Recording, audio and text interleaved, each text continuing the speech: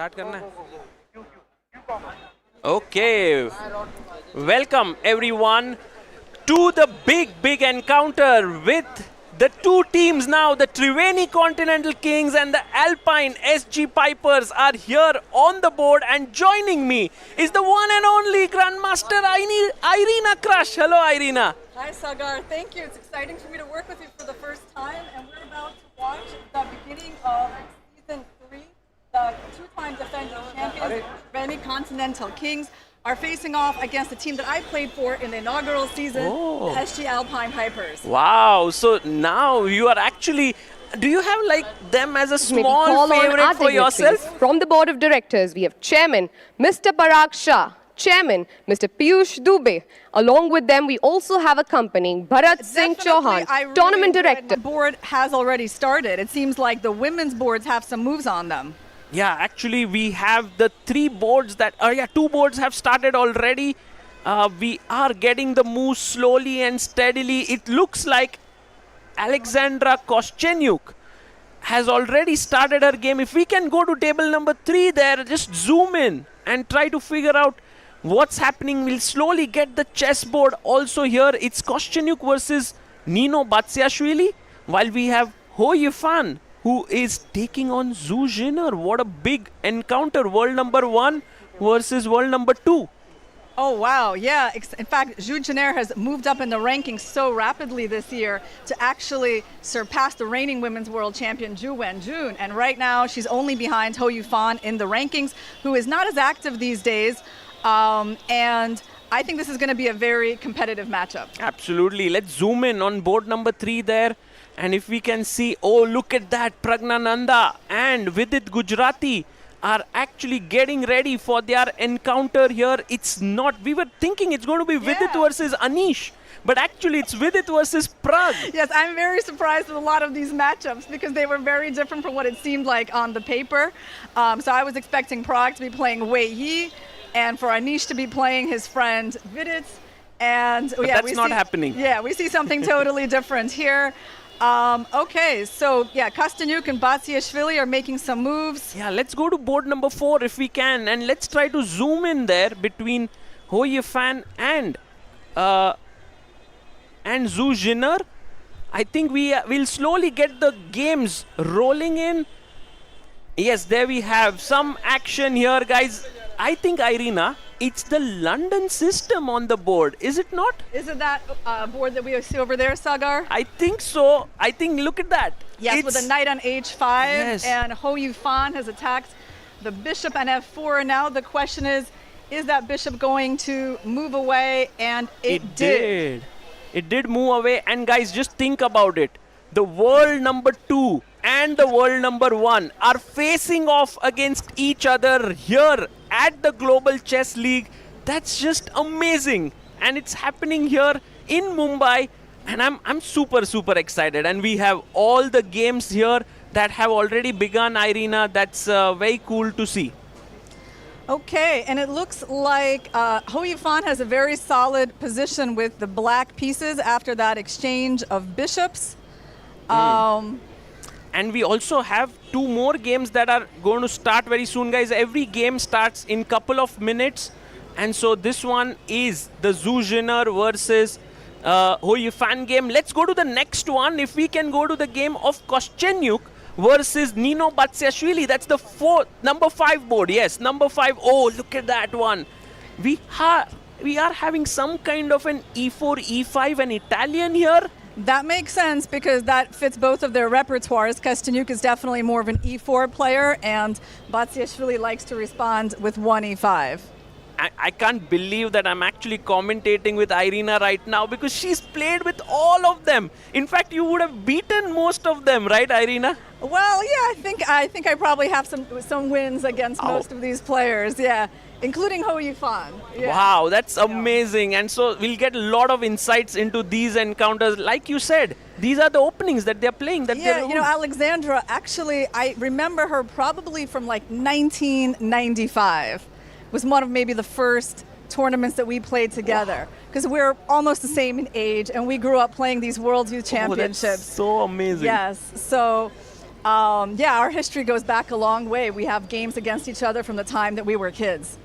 I'm honored here that Irina, you are here to give us these insights, and we have some moves that we can see on our board. Let's go to the next board. Maybe we can go to board number 3 between, this is between Vidit Gujarati and Pragnananda, I believe. And that would be so cool to see what's happening there. So, okay, so Vidit is playing white, and there seems to be a queen on d5, which... No, this one is looking really, really interesting with Pragg and Vidit both having played for the Indian national team. And yeah, we're trying to get this. That's the position? No, that's not the one, I believe. Maybe we can just go full screen on Vidit. I believe this is Wei Yi playing white. Oh, this is Wei Yi game. Yes. Oh, and nice. he went for some kind of a sideline with white where his queen came out early and then retreated into the center. So I think that's going to be a good one to watch. But what is going on here with Vidit and Pragg? All I see basically is there's a black queen on d5. So which one could that? Or maybe it's a bishop on d5. Oh yes, it's a bishop. It's a bishop. Okay, it's a bishop. That makes sense. So we can discuss that position. It's pretty interesting. It's the middle one at the top. That's Vidit versus Pragg. It looks early days, but I like Vidit's position with the bishop pair there. Although black also has the bishop pair. Okay, it's interesting there. And should we go to the next one, Irina? Should we go to Wei Yi? That's board number 2 between Wei Yi. He is today playing against Anish Giri. They will also play in the candidates later, few months later. Very cool. Okay, looks like Anish got his bishop on b4. And Wei Yi is looking over at the other boards, so it must be Anish's move. Okay, yeah, this is here is the position. So it looks like black is probably considering the move d5 here. You know, using the rook's opposition with the queen on the open file. Yeah, I think that one looks like maybe he played e4, e5, d4, yes. ed4, queen d4. Yeah, this very rare line. And he played his queen to c4 after it was attacked, and that's how it came back to e2. So definitely in rapid chess, the players often go for sidelines. And in fact, I couldn't even really guess what Wei Yi was going to play. Because I saw in his games that he's actually more of like a d4 player. d4, knight of 3, c4. So I'm, a little bit surprised that he went for e4 in this game. And of course, Anish is known to be theoretically very well prepared. So right now, yeah, Wei Yi is thinking, okay, bishop e6 is on the board. And Wei Yi needs to figure out a way to get his kingside pieces out and actually launch the attack on the kingside with like g4, h4, which I think is the plan in that position. Absolutely. And have we already got the kickoff on the top icon board between Fabiano Caruana and Alireza Firouzja? If we can go to the number 1 board here. Wow, look at the setup there in the Royal Opera House. It looks beautifully decked up. And as we go in here, what's happening in this encounter between Alireza Firouzja and Fabiano Caruana? Is it the Sicilian dragon that we are seeing? Well, we do see some H-pawns. Yes, it is a Sicilian dragon. So Caruana, yeah, he went for the Sicilian, which is one of the more aggressive openings in his repertoire. And I did think that E4 was pretty likely from Firouzja. It's the move that he, sticks to the most. So in this position, how does white get in the move g4? That's the question, because Fabi played h5 to thwart this move, and that's really white's main idea. So I feel like he might have to just castle queenside and go g4 at some point, and then h5 and just blast through on the king side. Yes, and there we are looking at the game of Wei Yi and Anish Giri and Fabiano Caruana on your screen. I don't remember the last time when Fabi played the Sicilian dragon, although Irina, you say it's part of his repertoire. Well, the Sicilian in general is part of his repertoire. He likes maybe e6 Sicilians more, right? And I would think of dragons as more of like a Nakamura opening. Right, so yes, it's a little bit surprising, but these players these days, they play everything, so not too shocking. Right, and if we actually kind of zoom in on this board, we will see that last move by Fabi was to push his H-pawn, stopping Alireza Firouzja for the attack, and he long castles. Ooh, look at the top board there on the top left. Alireza Firouzja going all out today. This will be a very exciting game, Irina. Absolutely. Oh, yeah. Fabiano playing a risky opening. We should remember that you get 4 points for a win. It's black. So it definitely makes sense to play more aggressively. And there we have a setup there where you can see the board. The knight jumped in, the rook came forward and took it.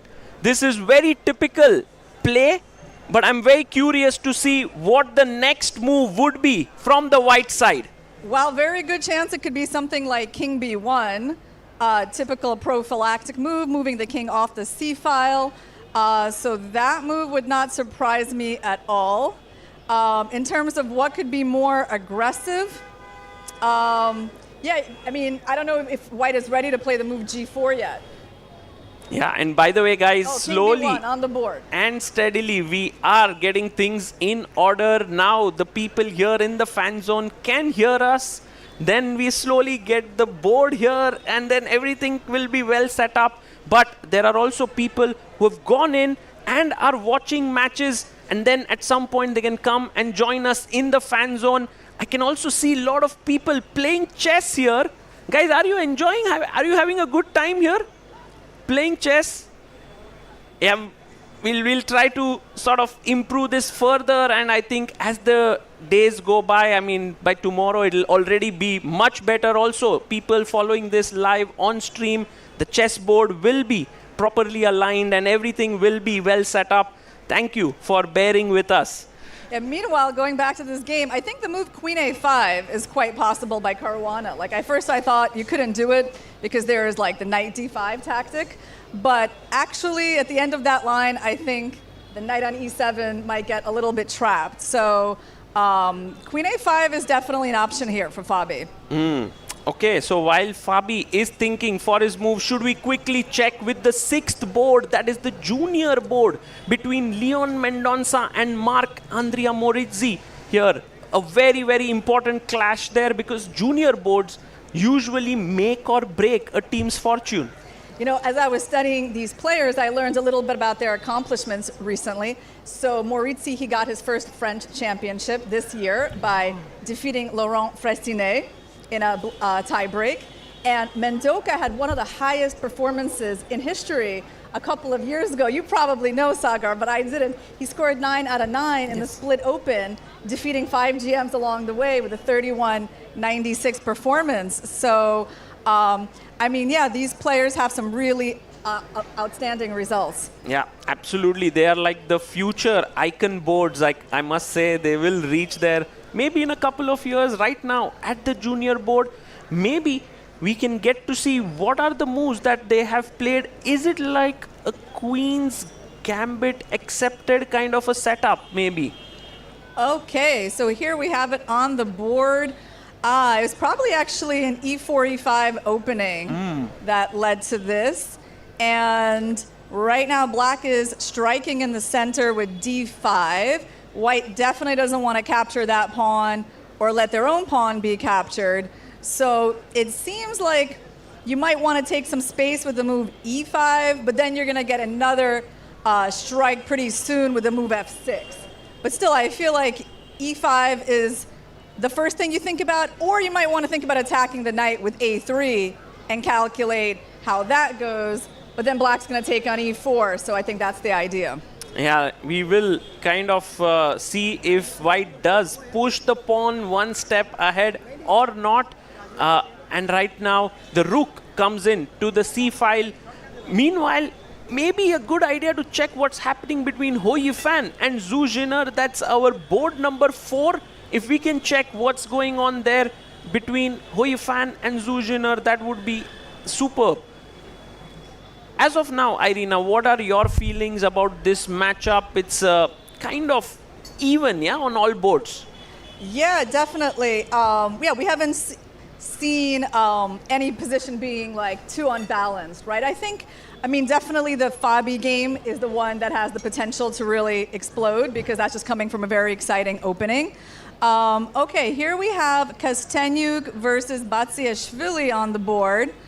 And, oh, the board disappeared. So let's see. Let me see which one that was. I think this one. Yeah, okay. Kostyanyuk, Batsiashvili. So Kostyanyuk is white, and that's a really unbalanced position with the queens like on opposite sides of the board, and black is trying to attack on the king side. I feel like black is doing fine. I feel like Batsiashvili's position is fine. Maybe we can have like the players. Yeah, this is good enough for us to see. I think Nino Batsiashvili loves to attack, right, Irina? She's a very good attacker, and she's got her queen and knight zoning in on the opponent's king side. Pawn takes pawn. And in maybe if we can zoom in on the board, perhaps we can see it a little bit closer. Director Saab, if we can just go in there, could be nice. So Kostyanyuk is thinking about how to recapture. I guess there's a choice between a knight and a pawn recapture in the center. And one thing to pay attention to is that Kostyanyuk's queen is on her own on the queen side, while black is trying to generate a king side attack. So yeah, she has to be a little bit careful. And okay. There we have pawn takes pawn taken here, and yeah, just to figure out whether white will take back the pawn with the knight or with the pawn there. I think with the knight, because pawn takes doesn't look that safe. Yeah, okay, she took with a knight because she needed to keep the f-file closed, and black immediately returned towards the center with their knight, heading for the d5 outpost. Yeah, and basically now that we see the position, I feel pretty confident in that initial evaluation that black is doing fine. Yeah, and so this could be roundabout even, Irina. What do you feel? Yeah, I mean, I can see black maybe winning this game, but still I feel like it's equal. Mm-hmm. Yeah. Okay, so kind of even here in this one. Let's go to the game of Vidit Gujarati, who's playing against Pragnananda. This is board number 3 that we have 2 top Indian players playing here. Okay, I think I know which board that is because there's still a bishop on d5. Yes. Here are the players. This one is the board number 2 between Anish and Vei. If we can go to the third board between Vidit and Pragnananda. And there we have it. This has been played. Some exchanges taking place. Yeah. And by the way, we did speak about this, that Vidit today has his entire family who has come here because he lives in Mumbai now. So it's very nice. He's like the hometown boy here. I feel like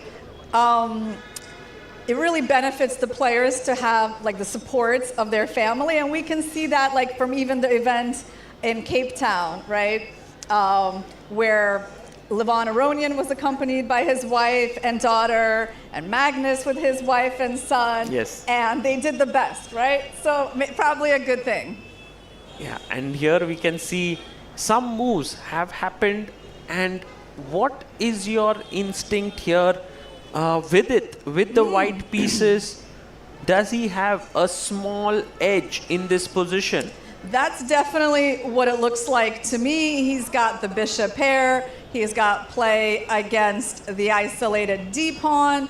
So I feel like, especially for a rapid game where you can't go, too deep into the nuances, like maybe black can be equal, but I would take white. Give him a small advantage. The knight can go to f3 and d4. And that's what he's pondering right now on his move. Yeah, we have now the moves coming in. The knight is on d2, and right now maybe Pragnananda can move his bishop one step ahead to a3, and oh, he does it. Wow, he trades off his bishops there. Yeah, because this bishop on b2 was a really good piece for white. Yeah, so this move makes sense. And actually, now that I think about it, if black is later going to have a chance to play knight c5, knight f to e4, and especially with the play against white's queenside pawns, then actually looks pretty decent for Pragg. So Pragg is doing pretty okay. Yeah. Okay, so looking pretty fine for the team of Alpine SG Pipers on this board. Let's go to the next one there. On board number 3, we have Vishy and Anish. And maybe we quickly check that and then go to our icon board where we have Caruana taking on Alireza Firouzja. Well, we have a very sharp situation between Vishy and Anish with opposite sides castling, and now both sides are primed for their attacks. Whose attack is more dangerous? Black is ready to go B4, but right now it's White's turn, and I guess G5 should come. And what a great choice this has been of opening for Vishy. He's played something totally different, and he's put Anish Giri on the spot because Anish is known for his opening preparation. He's so good at it. And suddenly Vishy is like, okay, let's play something fresh. And now Anish looks like he has his counterplay, but the engine, Irina, is saying like White is totally better. Yeah, maybe it's because this move B4 is a little hard to get in, because once it happens, you can move the knight and there's a pin on that diagonal. But of course, I think visually it's not clear what's going on, and I doubt the players really have a clear idea either. I think for a rapid game, this is good, Black's position is still totally fighting. Right, we have the board position here, and you can see that actually now a pawn push forward by White to G4, G5 would be the best move with the knight jumping into D5. But as you rightly pointed out, maybe the players do not really feel this kind of a huge edge for White. Should we go to the board number 1 between Fabiano Caruana and Alireza Firouzja? This one, guys, was a Sicilian dragon, and guess what, Irina? It seems like Fabi is getting a better position with the black pieces. Yeah, his H5 move in the opening turned out very effective because White still hasn't begun his kingside attack. And meanwhile, he's doubling up on the C file. He's about to bring the other rook in, maybe make an exchange sacrifice on C3. Yeah, the problem for White is that without G4, like, what's really their play? Okay, he just played bishop C6 because knight D5 was an idea. It's a little bit of a strange looking move, bishop C6, isn't it? Because it blocks the queen and the rook's cooperation. Right, but maybe the knight was jumping into D5, as you said, and maybe Fabi wanted to stop it, but it could have been put on the other side, yeah? I don't know if he was afraid of the knight taking the bishop, but yeah, I mean, at this point, we can't really analyze too deeply, guys. We are not able to make moves on the board right now. So just, you can see the digital board here. It is slightly better for black right now. Let's quickly check the game between Hou Yifan and Zhu Jiner now, because here, that's the board number 4 that we have. Yeah, and that's an opening where Zhu Jiner started with D4. She actually went away from her usual 1E4. With the idea to surprise. And wow, they have a really interesting position on the board that resembles a King's Indian structure. So Hou Yifan has a knight stuck on A6, but it is holding up the white play on the queen side. So I can't say that that knight is so badly positioned. And meanwhile, black is still thinking about using their space advantage on the king side with a G5, G4 plan. Right, and there we see the two players focusing in. It seems like White has all the space on the queen side. Black is trying to play on the king side. Another fighting position. Irina, if we have to do a roundup of these games and try to understand which side is doing better, should we do that? I feel like it's still too early to say, Sagar. Yeah, we need like maybe 5 more minutes until it becomes clear. Okay. But just one thing is for sure, that none of the games look super clear. Maybe Vishy has like an objective edge against Anish, but even as Irina pointed out, it is practically quite complex. Yeah, and right now, Zhu Jiner has under 9 minutes. I think Hou Yifan has a little bit less. So basically, we're like in the second stage of the game. They started with 20 minutes. Now everyone should be around under 10. And soon we're going to get to the exciting blitz part of this match. Yes. And then, guys, remember last year there was no increment. And then we had games which were wild. But at this point, after 40 moves, there is a 2-second increment that has been put up, which is very cool. So, and look at that setup, Irina. It reminds me of how it felt to play in that room. I mean, it's very dramatic. Like every board has their own table. You know, you definitely feel the pressure of being part of a team. And tell me, like, how does it feel for you? I mean, you could very well be playing right now if, let's say, you are an ambassador here. If one of the players is not going to play, then you might play, but you are commentating right now. Are you missing that feel of going and playing there? You were part of the Alpine team last year. Well, hopefully there'll be another opportunity. You know, I definitely love to play. You know what's funny, Sagar? I missed the email from the Global Chess League earlier this year that was asking about like my availability to play. No way. I don't know if I would have, you know, been chosen anyway, but I know that I just didn't see that email until a couple of days ago. So I feel lucky to be here as it is, you know, because at least I didn't miss the email asking about my commentary availability. Oh, that's so...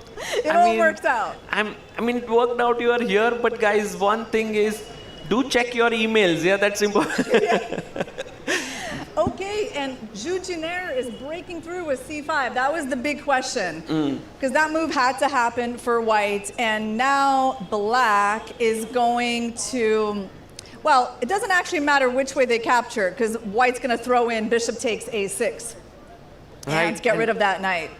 And by the way, pawn takes pawn, you just take the bishop, you take on a6. If we can get the board on the screen, and there you can see a lot of people. If we can look at the crowd there, inside the hall, we have many people who have come in to watch the live action. You can come here to Mumbai and see the action unfold. And meanwhile, pawn takes pawn taken by Hu Yifan. Yeah, I think you got to take that pawn, because leaving it there, you know, white just going to make a capture, open the c-file, play knight b5, and then I think you will actually start regretting that knight on a6. So she took the pawn. Okay, bishop takes a6, so at least black solved the problem of that knight, and white recaptured. And now black has a choice, because they don't have to capture the pawn again, and they probably shouldn't. White's not really making any threats, but the question is, what should black do? Okay, so she did take the pawn.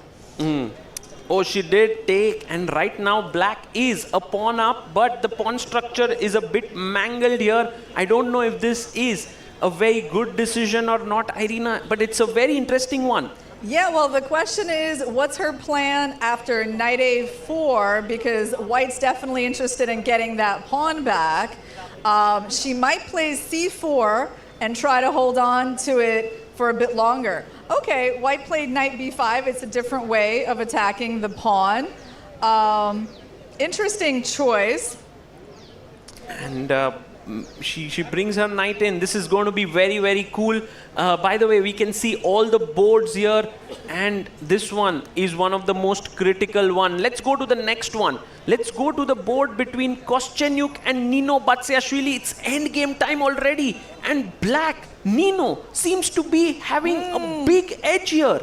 What's happening here, Irina? If you can just break it down, is the knight very strong? Yeah, the knight made its way to the d5 outpost, Sagar, and it's supported by the king, and the rook somehow invaded to b2. So this game has worked out well for Nino. She has improved since the last time that we've seen her position, because Kostyanyuk has just an unpleasant defense here with like the worst minor piece. Like, black's not immediately threatening to win, but white can barely move anything in their position. Yeah, absolutely. And by the way, guys, you can see the board there. It does look like black's pieces are so well coordinated. Meanwhile, Alexandra Kostyanyuk in trouble. That means the Triveni Continental Kings would be in some trouble, because this is the board, Irina, where I feel that the team would be thinking they have the edge. Yeah. Well, for sure, Kastanjuk is more well known for her rapid and blitz skills than Nino. Nino scored 5 out of 10 in her inaugural season in the Global Chess League. Very solid, but again, like not, dominant score, right? But in this game, yeah, she also has a huge time edge. 8 minutes against 2. I mean, that's a really big factor. That's big. And meanwhile, guys, one board where the Triveni Continental Kings could pull it back is the one where Wei is taking on Anish Giri. Because Wei, Irina, we did speak about it being very sharp, but it seems like it's settling down towards white having a positional edge with the d6 pawn being weak. I still feel like this position is hard to understand, like why white has such a big edge. Because, you look at it, you see that black has the b file. He's got the move queen b6. Like, how bad can it be, right? But I guess the weaknesses of the black pawns are like the relevant factor here, that d6 is a really permanent weakness. And at some point, once white plants the queen on c3 defending everything, perhaps even the move f4 will happen, and we can remove the powerful knight from e5. Right, and by the way, guys, if we can have the chessboard here to just show you all what is going on in this game, because the tension is rising here, things are getting more and more intense. One board where the PBG, one board where we have the Alpine Pipers better, and on the other board, Alpine SG Pipers better, and on the other one, we have the Triveni Continental Kings. So the match is very even right now. But the only problem is that a black win would be more valuable than a white win. So winning for Wei would be nice, but it wouldn't compensate for Kastanjuk losing that game. That's an amazing point there. By the way, Irina, on board number 1, Fabi has just made a huge mistake. It seems like Alireza Firouzja could take over this encounter. If we can go to board number 1, guys, there is a lot of intensity here. He takes the pawn. Whoa. Wow. What's happening the here? The action is heating up. Yeah, so that was Fabi's plan, clearly, and there's a piece sacrifice.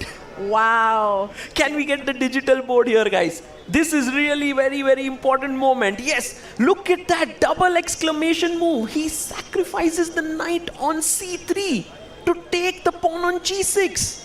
Yeah, and let's try to figure out what that's about, because after they take on c3, we take an f7, king f7. What is actually the next move? Wow. Is it queen g2? Do we just quietly swing the queen over and threaten to attack on the g file? That would be kind of crazy. That's such good analysis there, Irina. That seems like the plan. So if you take here the knight, and maybe now it's dawning onto Fabi that if he takes the knight with the pawn, pawn takes pawn from white with a check, king takes, and then the queen just slides over to the g2 square. I can totally see why he missed that. Totally. It's not that obvious at all. But I have to say, like, playing this way against Alireza is not a great idea. You don't want to give him this level of attack. He's just a very ferocious attacker. Yeah. And by the way, a huge moment in this matchup, because Alireza Firouzja, the icon board for Triveni Continental Kings, the 2-time defending champion of this Global Chess League, and I think Firouzja leading from the front there, playing some excellent chess. And also, do you notice that he just looked away from his board? I mean, as Fabi is pondering what has just happened, Firouzja started looking somewhere else. And that's usually a sign of extreme comfort with your position. That's well spotted there. And meanwhile, let's quickly check on the Prodigy board, board number 6, Marc-Andrea Morizzi and Leon Mendonça. What a complex position. But it seems like Leon is doing slightly better there with his knight really strongly placed in the central square. Yeah, so this is the second game in this match with a knight being in an outpost on d5. I guess the one thing that white has to compensate here is his rooks on the open file. And that's why black is not like clearly dominating, because his rooks are not quite as good. Also, the a4 pawn is a little bit weak, so he's going to have trouble moving those rooks. I think black is very solid, but I don't think that, white is doing badly in this position. Right. And so we will see how this transpires, this one. And guys, Wei now has a winning advantage against Anish Giri. Let's quickly go to that board. Wei versus Anish Giri, board number 2 that we have. And Irina, do you think that the position has settled down here or still very complex? I mean, it still looks wild, but the problem is that white is taking material now, right? So he's already won the D pawn, kicked that knight out of the center. And okay, what's his plan? He just gave away one of his extra pawns. Maybe we can have this board number 2. Board number 2, guys. Wei and Anish Giri on our screen. If we can show that to our viewers here and have the board. So they're both under 5 minutes. And all right, white just captured the pawn on c6. Black has to take with either the queen or the bishop. They both seem like possible recaptures. And again, it's not that obvious to me yet, like why Black's position is, just losing. Yeah?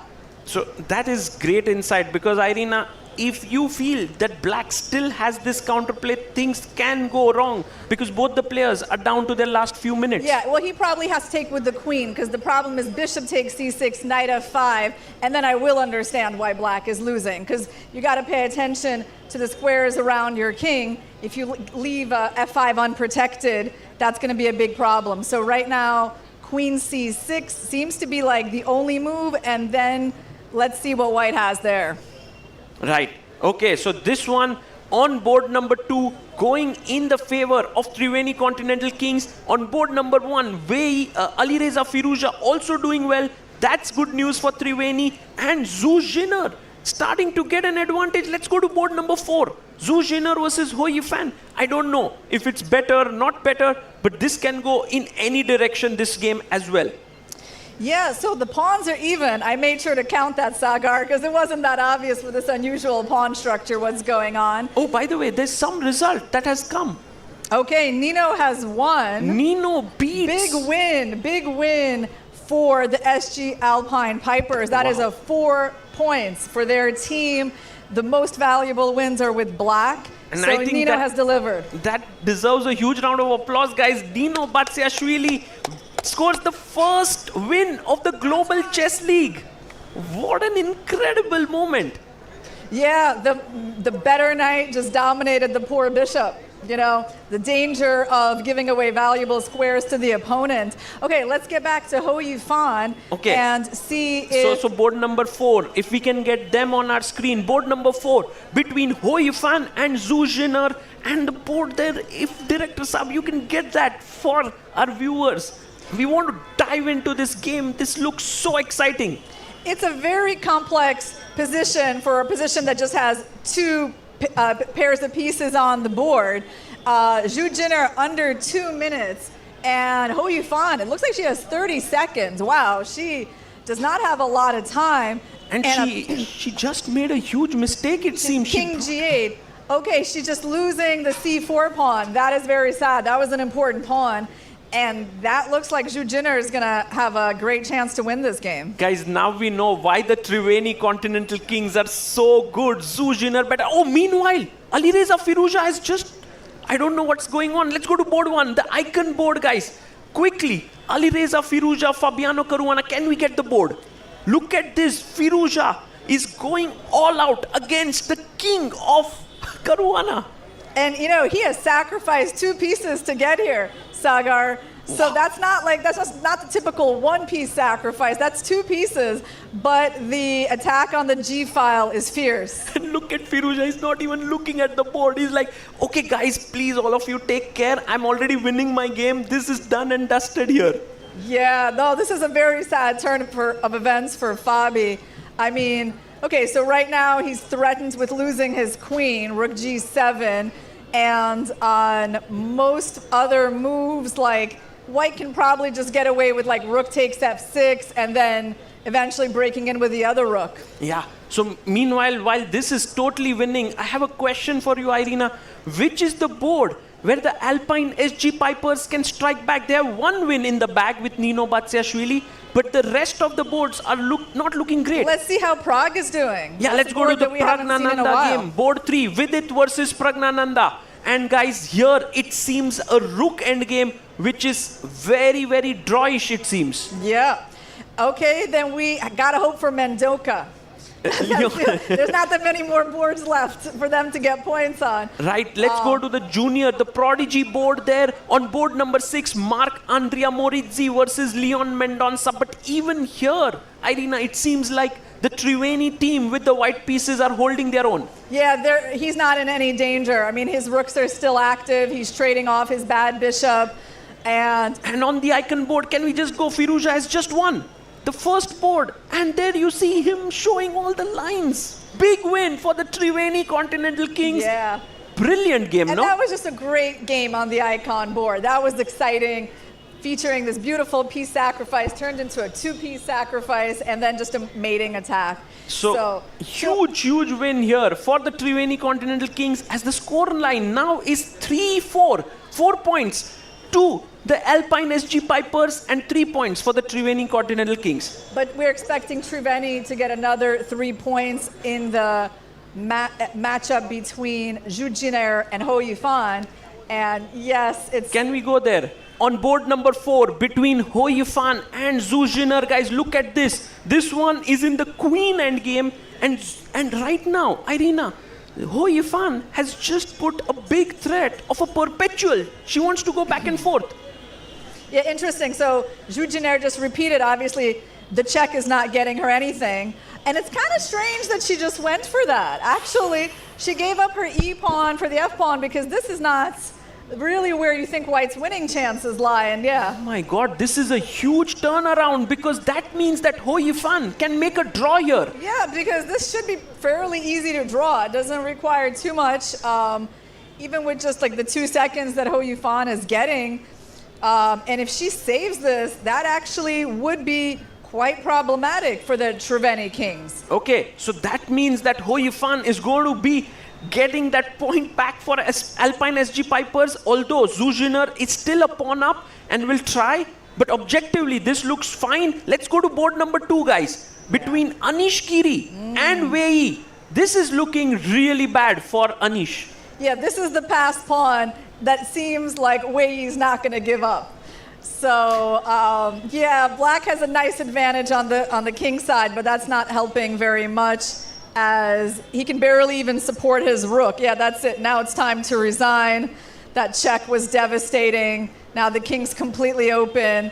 And really nice game by Wei. Maybe we can get the board there on our screen. That would be really cool to just show that this is utterly lost. You can see Anish already looking elsewhere. He's like, yeah, this is done. Maybe a resignation coming in very soon. You know, I can tell you how the team manager of the Triveni Continental Kings described Wei Yi. Actually, in an interview with you, Sagar, last year, he said he was hyper-professional, focused, and like a heat-seeking missile. I really like that description. And that's it. I mean, he came after the Black King like a heat-seeking missile. Absolutely right. And by the way, guys, huge news. The game between, and there you have resignation by Anish. Wei scores the second win for Triveni Continental Kings as they move to 6 points. Although, Irina, there has been a draw between Zhu Jiner and Ho Yifan. So that's 1-1. That's a great news for the Alpine SG Pipers. I think they've almost sealed the match, right? Because we saw that Pragg was not in any danger in that double rook endgame. So as long as Mendonça, as long as Morizzi doesn't lose, we can take a look at that game, then they're going to have the match. Right. Let's go to the prodigy board. That's the most important board right now, because the score line is 7-5 in the favor of Triveni Continental Kings, with 2 games going on. Although Vidit and Pragg game looks like it'll end in a draw, so that will be 8-5. If Leon manages to win this game with Black, then the Alpine SG Pipers win. But if a draw or a white win, then it's Triveni taking this match home. And the problem is that Mendonça is down a pawn. So he did lose that A4 pawn that had been vulnerable all game long. So at this point, yeah, I think Morizzi just needs to look at the standings and realize like he doesn't even need to win. He did that. You know, he did that. He looked up He looked up over there at the results and he was like, okay, there he is. There he is looking upwards. Just make a draw. Moritzi there and your team is going to be safe. There he is repeating. But Leon may just look at the scorecard of his team and still... Yeah. I think they're just repeating the position. I mean, it doesn't look like Mendoka is doing anything different by moving his queen from G6 to F7. And there you have the repetition, guys. This is done because Vidit and Pragg have just drawn their game. And there you see a draw incoming. And Triveni Continental Kings have won the first match. Yes, and that means they get 3 points for this match win. Yeah, that's amazing. And look at the crowd there. They are so pumped up here.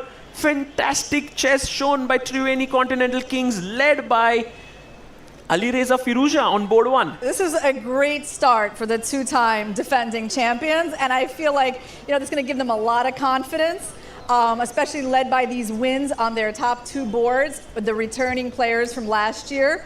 And they only had one misstep in the game, Alexandra Kosteniuk versus Nino Batsiashvili. But yeah, even in that game, we thought like Kosteniuk would have the edge, but the players really are very close, and so it's never a surprise when the slightly lower rated player wins. True. And by the way, look at this. We have all the people in the crowd there. They have the headphones inside so they can actually tune into the commentary while watching it live. And on the left of your screen is the Triveni Continental Kings in their pink attire, while in the blue we have the Alpine SG Pipers who have lost their first encounter. It could have been even a bigger win for Triveni Continental Kings, right, Irina, if Zhu Jinner would have converted that winning position against Hou Yifan. Yeah, I mean, they had advantages still in the game. Moritzi versus Mendoka, Zhu Jinner against Hou Yifan. But I think at some point the players looked around and were like, winning is not like absolutely essential, given the wins by Firouzja and Wei Yi. Makes a lot of sense. And Triveni Continental Kings still win comfortably. Absolutely. And Irina, it would be right to say that the man of the match should go to Alireza Firouzja, right? He played so well here. He played incredible chess. He sacrificed 2 pieces, and also Wei Yi did really well.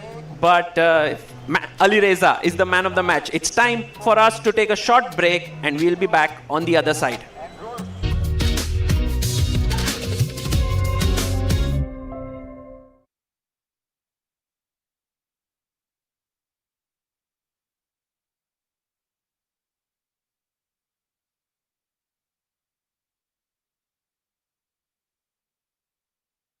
में R1, R2, R3 है.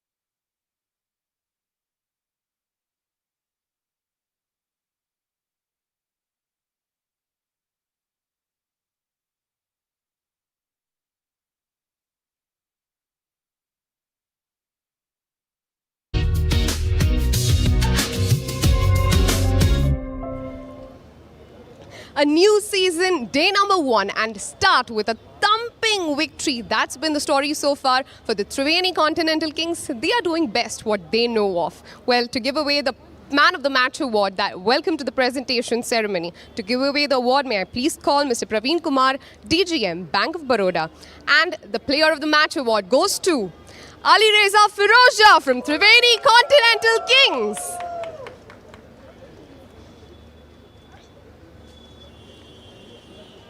Thank you so much. How are you feeling? Tell me that first. Yeah, I feel happy. Our team won.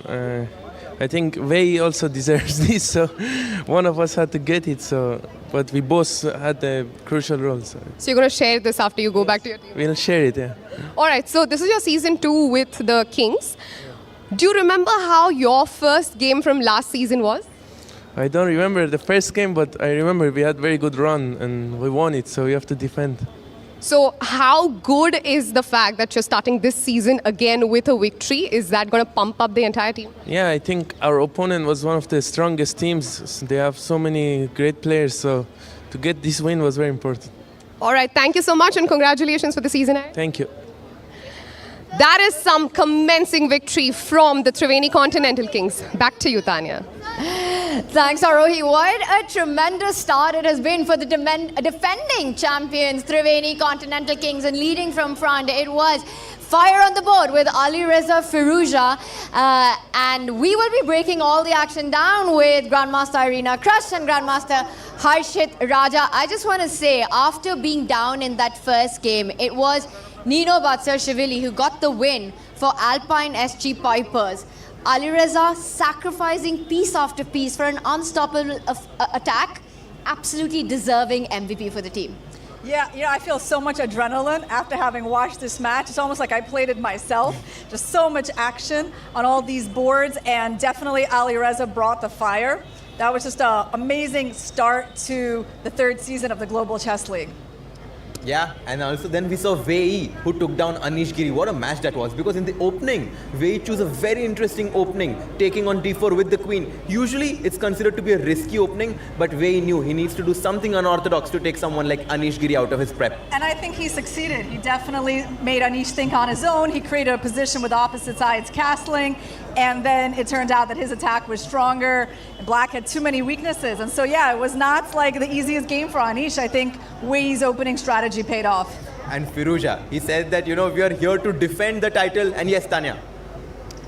And what a start it is to get that campaign going. It was the first 2 boards who set the tone. Let's bring up our highlights from game 1 as the action did progress. It was head in hands for Fabiano Caruana very early on in this game, and Ali Reza Firoja bouncing on those opportunities, pouncing on them every chance that he got. And there we see complete focus, and it was right around here, Irina, from the middle game, once we saw the knight being given up for the attack, Fabiano Caruana could not defend his king. Yeah, there was a critical moment where Fabiano allowed his kingside to be opened, kind of relying on that attack on the knight, and he obviously missed the power of that sacrifice. So I think that's the key moment, because actually Fabiano had a very good opening in this game, and Sagar and I thought that this was one of those boards where Black had very promising position, and then it suddenly imploded against him.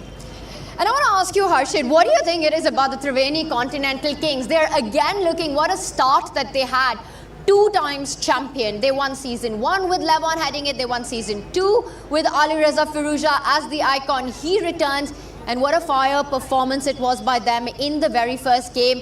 The team to beat, clearly. Fiery and icy. I think that's the combination that they have going for them, because it's so balanced. They have Firoja, who's such a dynamic player, and then Zhu Jiner, who's one of the strongest female players, 2579 rated. In this game, Howie Fan escaped with a draw, but she was putting a lot of pressure, Zhu Jiner, on her. And I think this balance is what makes this team so strong. The fire and ice. Yeah, you got the fire in Firoja, and I think Wei is seen as the silent assassin. Exactly. Right? I think the stars are all aligning in Bombay. We say fire and ice, Game of Thrones. It's Triveni Continental Kings who were the kings on the board in game 1. But this one, the all-Indian clash between Vidit Gujarati and Pragg Nanda, it ended peacefully, Arena. but the game was anything but peaceful. You know, we didn't even get much of a chance to see this one, at least where the action was, because we kind of saw the end when it got into the double rook endgame. And we saw the beginning, which seemed like a pretty quite isolated pawn position. So the middle, where it was interesting, Sagar actually missed that part. And I think Vidit looked very confident, even though he was a pawn down. He defended quite well. Here, the players look at each other in the eye and handshake. The game ended in a draw.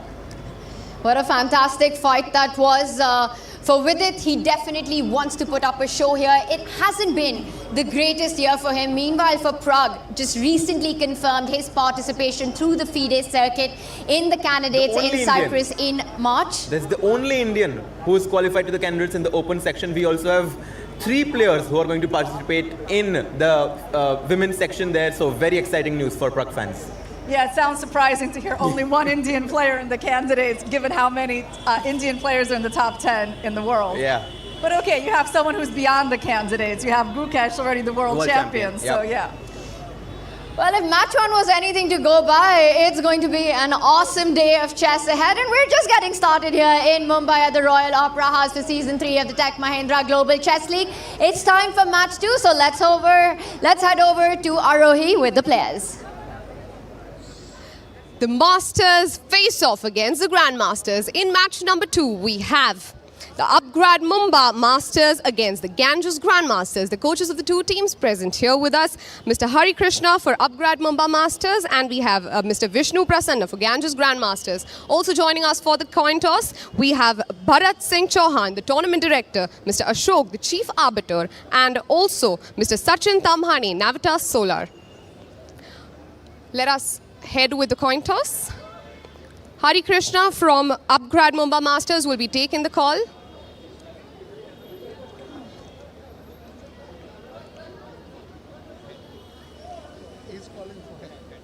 Heads is the call. Heads it is. क्या नाम? Upgrade Mumbai master. Upgrade Mumbai master. Upgrade Mumbai. Upgrade Mumbai Masters wins the toss, decided to play black.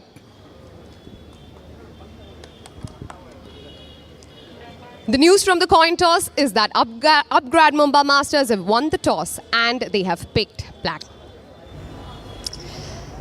And it's awesome to see Grandmaster Hari Krishna there, you know, such an active player himself, and what a run he had as well at the recent World Cup, who is now part of the Upgrad Mumbai Masters, winning that toss, choosing to start with the black pieces for the Vishy Anand-led Ganges Grandmasters. We had Grandmaster Vishnu Prasanna on the stage for the toss there. What do you make of this decision to start with the black pieces? 4 points for a win. First of all, I want to say how unusual it is to be choosing the colors right before the match, because it actually means like the players don't really know what color they're going to get, right?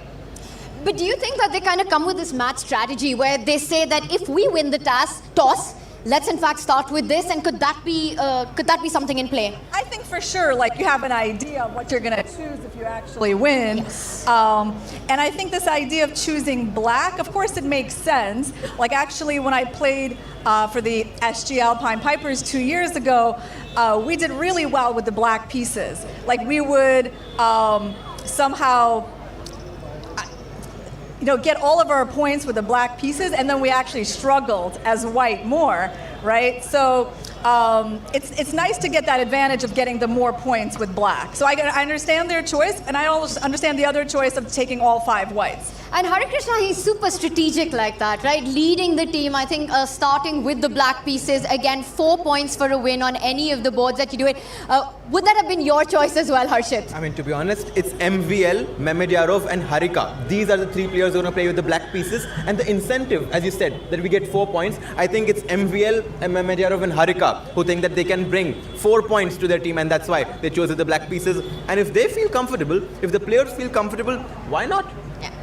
It's going to be awesome to watch. This is 2021 World Blitz champion Maxime Vacher-Lagrave leads Upgrad Mumbai Masters. It's against Vishy Anand's Ganges Grandmasters. We'll be back on more of that match that's just coming up. We'll see you in just a few.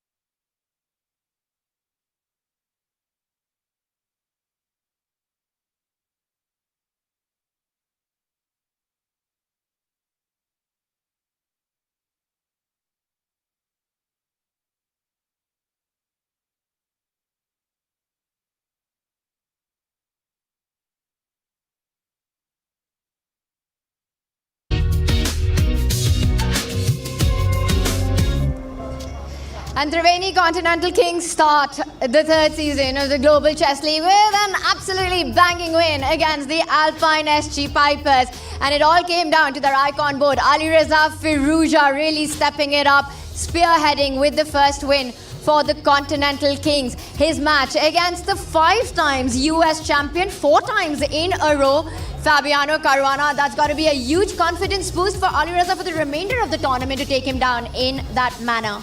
Absolutely, and now we got a match coming up, Ganges Grandmasters versus the Pragg Mumba Masters. So we're going to have fan favorite Vishy Anand, 5-time world champion. And these were the moments that we saw from the match of Firouzja versus Fabi. They castled on opposite sides, and here we see that moment. Pawn takes G6, and that definitely took Fabiano aback as he's questioning where he went wrong. And Firouzja is like, I'm just too good. And he was so relaxed. I think he was helping his team by looking away from the board and kind of sending a signal that he was very confident in his position.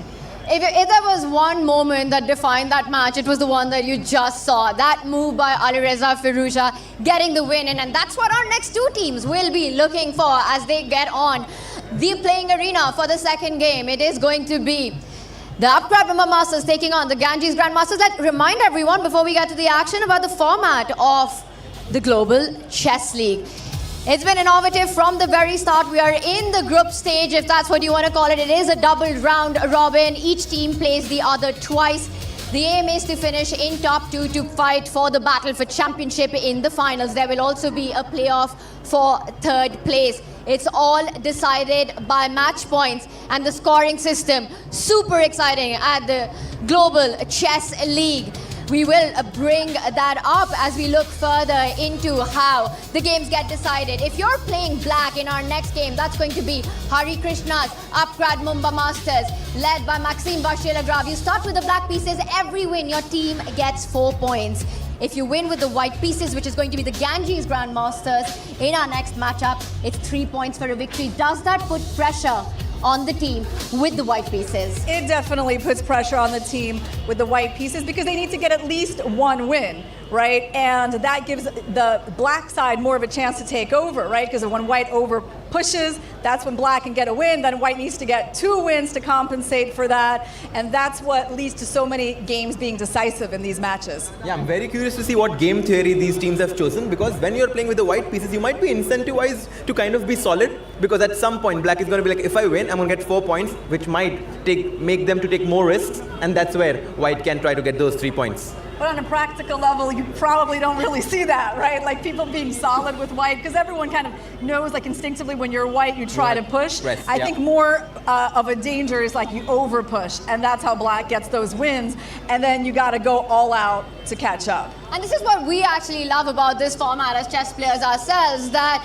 there is this saying in chess, you know, you push for a win with white, you try to hold with black, but with none of that. With 4 points for the black pieces, you want to go all out in every single game, try to get those wins in. White has to be careful with the amount of risk that they want to take, not giving a chance to their opponent, but that's what this is. It's brutal here at Season 3 of the Global Chess League, and of course we'll be back with more action live from the Royal Opera House on the other side. You stay tuned with us.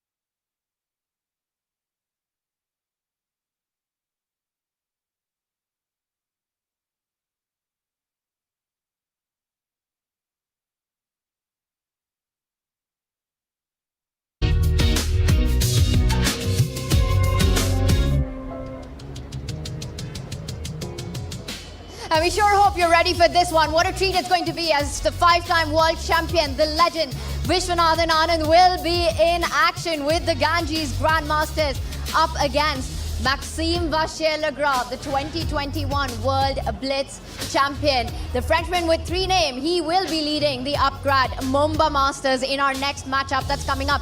Let's bring up our lineup, the head-to-head matches. 6 boards will be played all across for the Ganges Grand Masters. They'll be starting with the white pieces. Every win on that left side of the lineup, they get 3 points. And for the upgrad Mumbai Masters, it will be 4 points for Maxime Vachier-Lagrave. Guys, let's break each of these matchups down. I'll start with you, Irina. Let's start with our Prodigy board, which goes on to play such an important role in these. It's 19-year-old Ronak Sadhwani taking on the 18-year-old Bardya Daneshwar. What is going to be the key aspect in this one? Well, both of these young players are rated over 2,600. So the difference between them is not so huge. I think Ronak is a bit more experienced. He's a year older, a bit higher rated. Playing with the white pieces, I expect probably a D4 opening. So I'm going to give him the slight edge in this match. I kind of agree with her. I think that Ronak should be a slight favorite in this match against Daneshwar Bhadia. But these players that we have not heard of so much, like Daneshwar Bhadia, are very motivated to do their best in this tournament. And 2 extremely aggressive players as well. So we can expect fireworks on the board. Let's move on to our superstar women board. It's going to be Polina Shivalova taking on Harika Dronavali. Harshit, let's start with you. What are your predictions on this board? It's experience versus the youth right now. And Harika, who has been at the top of chess for a very long time, takes on Polina Shivalova, who was a former world junior champion. And I do think that Polina Shivalova is going to be a small favorite in this match against Harika. I would say I slightly disagree. Love it. Slightly. I mean, yeah, I don't really see Harika as an underdog in this match. Actually, she's very consistent with her performances in rapid and blitz chess. And Shivalova, you know, she plays online a lot, just like thousands of games that you can find on chess.com. And definitely known for her skills in rapid chess. But I think when it comes to like the big tournaments, actually Harika has had more consistent results with like top 10 finishes, medal finishes in the world rapid and blitz championships. Yeah, she's definitely a big stage player, used to the spotlight. When I look at this matchup, I think it's going to be a very closely contested battle between Polina and Harika. Let's move on to our next superstar woman board. Solakidu will be playing against the India #1, Koneru Hampi, another one of our big hopes in the women's candidates. Yeah, so Stavroula making her entry into the Global Chess League, a young player from Greece in her early 20s, playing against the vastly more experienced Hampi Koneru. But Stavroula is climbing in the rankings. She's rated like 2479 currently, something like number 13 in the world. She's playing with the white pieces. I mean, I gotta give the edge to Hampi because of her experience. Hampi is the 2024 Women's World Rapid Champion. She's also the 2019 Women's World Rapid Champion. And this is despite the fact that I don't necessarily consider Hampi like, you know, that rapid chess is her strongest area. And yet she's a 2-time world champion in rapid chess. So that just shows, you know, how much range she has.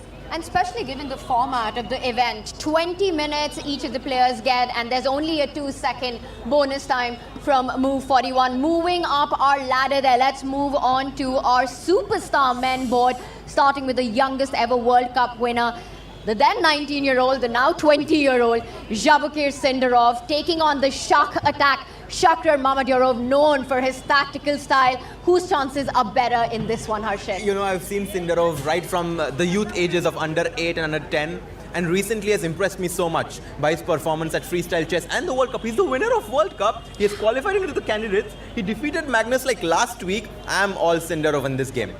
And that's a clash of generations, but it doesn't stop here. Take a look at our second board of the men's superstar. It's going to be the one player who's had maximum improvement in 2025. It's Vincent Keimer, who's climbed up the world rankings to world #4, taking on the ever so solid Wesley So. To me, Irina, this feels like 2 players with very similar styles. While it's a clash of generations, stylistically quite matched. Yeah, it's a clash of generations. They're only around 10 years apart, Tanya, so it's not huge. But yes, Vincent is only 20 years old. It wasn't that long ago that Wesley was like entering the elite scene at a young age.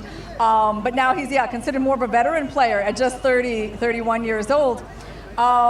They're both very solid. Wesley so with the black pieces. I can't really consider him an underdog either. I'm gonna say this game is gonna be a draw.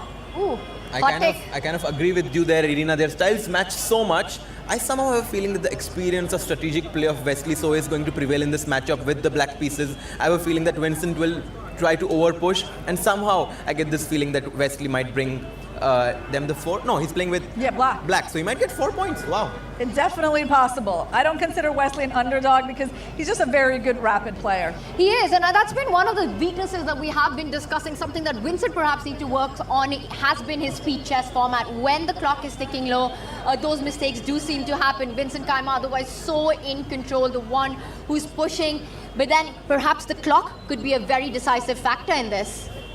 Yeah, I mean, it's going to be close. Probably have a feeling that Wesley So is not going to lose. It might be a draw or Wesley takes. Somehow I just feel that Wesley is super solid and very good at this format. And then finally we move to the icon board at the match. I mean, there are very few players that I have seen who were superstars when I was growing up and are still superstars. Vishy is ageless, timeless, it defies time. He's taking on MVL, who's one of the best speed chess players in the world. And I'm going to go with Vishy in this match. They actually have 1 win apiece in their Global Chess League matchups in the last couple of years.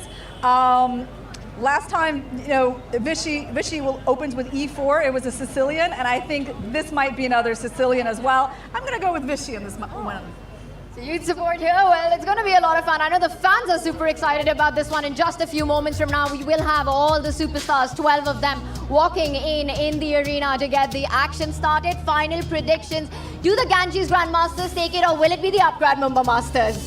Let's start with you, Irina. I mean, it looks like we split things down the line in terms of like who we thought had the advantage on the boards. Yeah, very but tough. To that point, if you do split that, let's not forget it's 4 points for a win for the players playing with the black pieces. Yes. Yeah. So the match cannot end in a draw, even if you have 3 wins on one side. I'm going to say actually that whoever wins on the Prodigy board between Ronak and Daneshwar is going to win this match. And maybe that's exactly what Hari Krishna thought when he chose to start with the black pieces. That you know what? This is a closely contested battle with 2 absolutely stacked teams. So starting with the side that gets 4 points for a win, maybe that's a decision that will play off, and we will get to the action in just a few. You stay with us.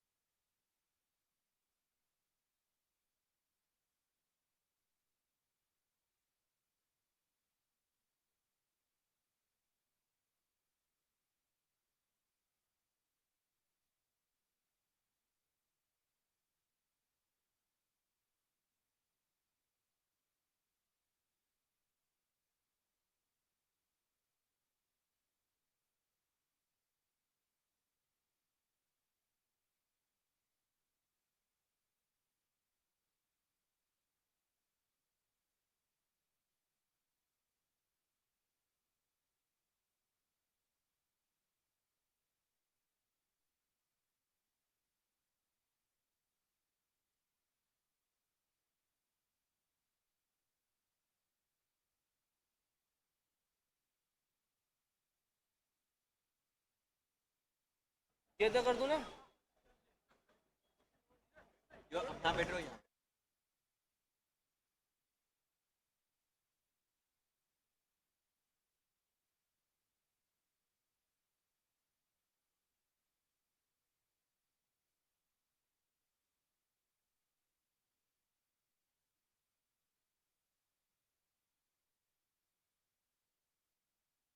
Silence during the proceedings so as to not disturb players. And lastly,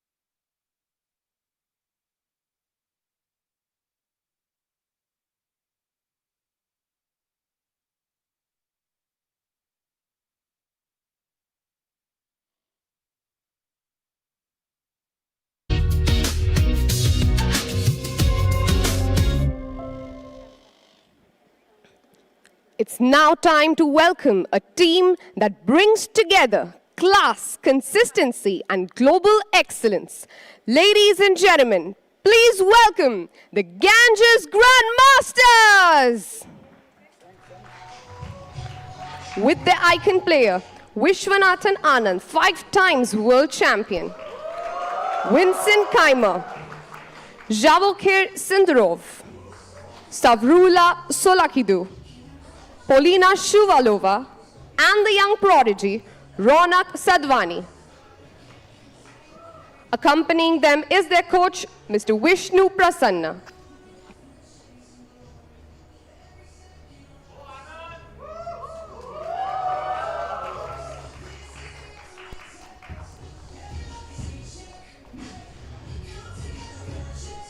And now, representing the spirit, resilience, and intensity of the city, put your hands together for the home team, the Upgrad Mumbai Masters.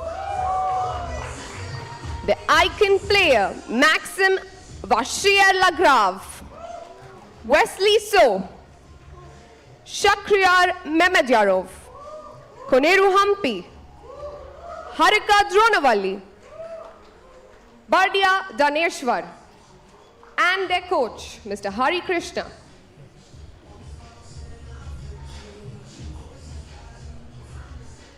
And for the first moves, may I now please call upon Mr. Sachin Tamhane from Navitas Solar, along with Mr. Bharat Singh Chauhan, the tournament director.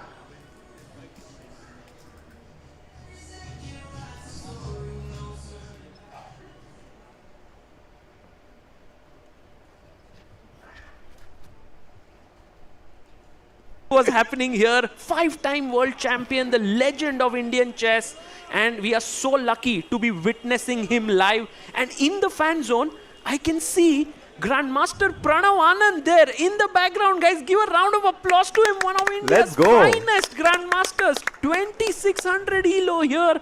He's playing with all of the players here. It's so nice to have him here. I think he's one of the reserve players. So if he gets a chance, we might see him playing inside the playing hall there. Also, Buddy Pranav is also here in the reserve boards. If he gets a chance, we'll also play. By the way, Harshit Bhai, we have kickoff on 2 boards. Hampi and Harika are taking on Polina Shuvalova and Stavrula Solakidu. Can we go to first Hampi's board, board number 4, Hampi versus Polina Shuvalova. Let's zoom in on that board and see what's happening here. They are moving super quick here. And it feels as if Hampi has chosen a very solid Petrov opening with the black pieces. She knows that if she's solid with black and gets her chances, it could mean a lot for her team Mumbai Masters, Upgrad Mumbai Masters. And by the way, Harshit Bhai, am I right in seeing that Hampi is playing with her specs for the first time? I've never seen her playing with specs. Yeah, actually it's been quite some time to see Hampi in action. After she played in the Women's World Cup, there she did not have her glasses on, but here it feels like she's trying to get in the zone. You know, it's her first game after a long time. The players do need some time to get in the zone, but I think Hampi with her experience is going to get in that flow state very, very quickly here. She goes for rook to e8. Yes, can we have the board here just to show our viewers that this is a very, very symmetrical position. Looks like Hampi is like, with the black pieces, I want to not take chances. I want to play simple chess. And then if Polina pushes me, I'll get my chance. And by the way, he also had 2 other superstar boards that had kickoff. One between Sindarov and Shakhriyar Mehmedyarov, and the other one between the German prodigy world number 4 Vincent Kaimer is playing against Wesley So. Oof, what an encounter there. Should we go to Vincent versus Wesley? This is board number 2. Vincent Kaimer taking on Wesley So. If we can zoom in on them, they are on the right of the screen there. Beautiful. And Harshit Bhai, what is the opening here that we can see? He has chosen to play the Retty opening with the white pieces. Vincent Kaimer, एकदम solid player है. हमको पता है कि Peter Lecco has been helping him for the last few years to improve, going from a talented player to one of the top players in the world. And he's chosen to play a very simple opening. Knight f3 g3 short castling कर लेने का, king safety, and now I think he's going for knight d to e4 idea. King को थोड़ा खसका लेने का, थोड़ा आराम से. भाई मुंबई में है तो मुंबई लैंग्वेज में बात करने का. इधर like Wesley So, of course, one of the most solid grandmasters. He's played a very simple setup. He would also like to castle and bring his knight out. So this is actually very early days. Let's go to the next board. We have Shakhriyar Mamedyarov. They call him the Shark Attack, and taking him on is this guy who is in the news abhi sab jagah. Javokir Sindarov is in the news after winning the World Cup. तो देखते हैं भाई music. Yeah, music.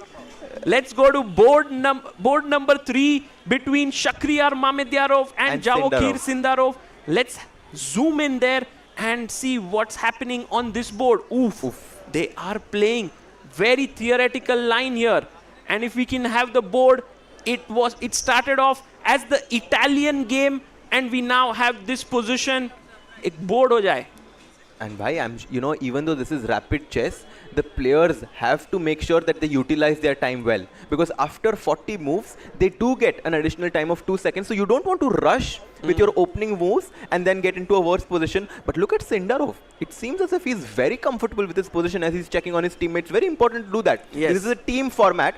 And sometimes, based on the results on the other games, you have to choose your strategy accordingly. I agree. And there, Sindarov looking at other boards. We are maybe not getting the chessboard right now. How about we go to the game of Vishy Anand versus MVL. I think this is the icon board, the big one. And Harshit Bhai, Vishy Anand with the white pieces. What a legend he is. I thought this year he may not play too much chess, but there he was in Jerusalem, finishing second, ahead of so many big names there. And now we have Vishy versus MVL. Can we get the digital board? Can we show what's happening in this encounter? In this encounter, many people might think that MVL, who's known to be a speed demon, might be a small favorite in this match. But let me tell you, look at this. We have the live board with us. We've got this Spanish opening. D5. D5 played. And the amount of games Vishy has played in this line right from 1990s until this point. And sometimes, even though we've had this latest development in engines, someone like Vishy knows the old school style of playing. D5, closes the center. Knight F1 now is what I'm expecting. Trying to go on the king side. Harshit Bhai, Vishy was playing Rui Lopez even before you were born.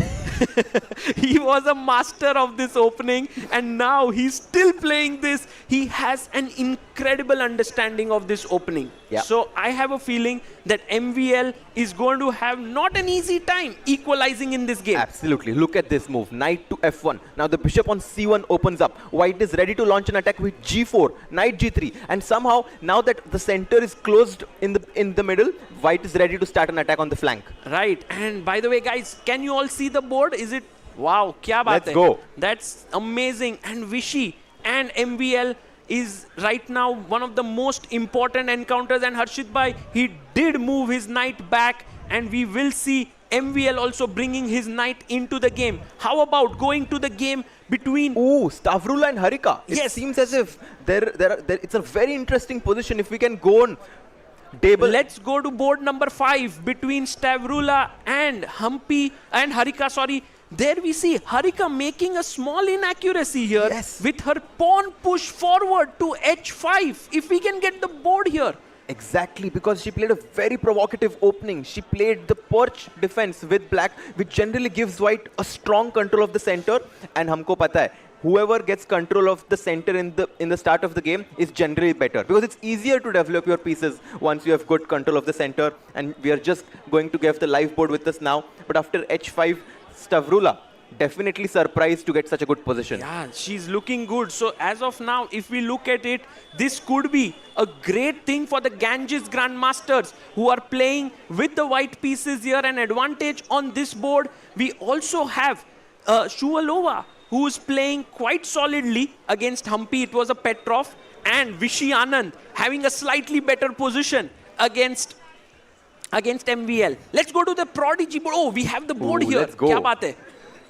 And the board here shows that white is in a dominating position. Harshit Bhai, can you explain why white should be better here? I mean, look at those knights on G8 and B8. The knight on G8 is completely covered by that pawn on G5, which is making sure that the black knight cannot develop, whereas it's so easy to play moves with white, right? We talk that in this time format, it's super easy to have simple moves. Here, white will just move the queen to D2, and has a pleasant choice. Short castle bhai, or long castle? Bhai, Long. let's go to the long side. Let's take the king there and push our f pawn, f4, f5. Why, I love that idea. Bhai, let's Queen go d to for it. long castle and boom, start the attack. And here, she goes for a different move.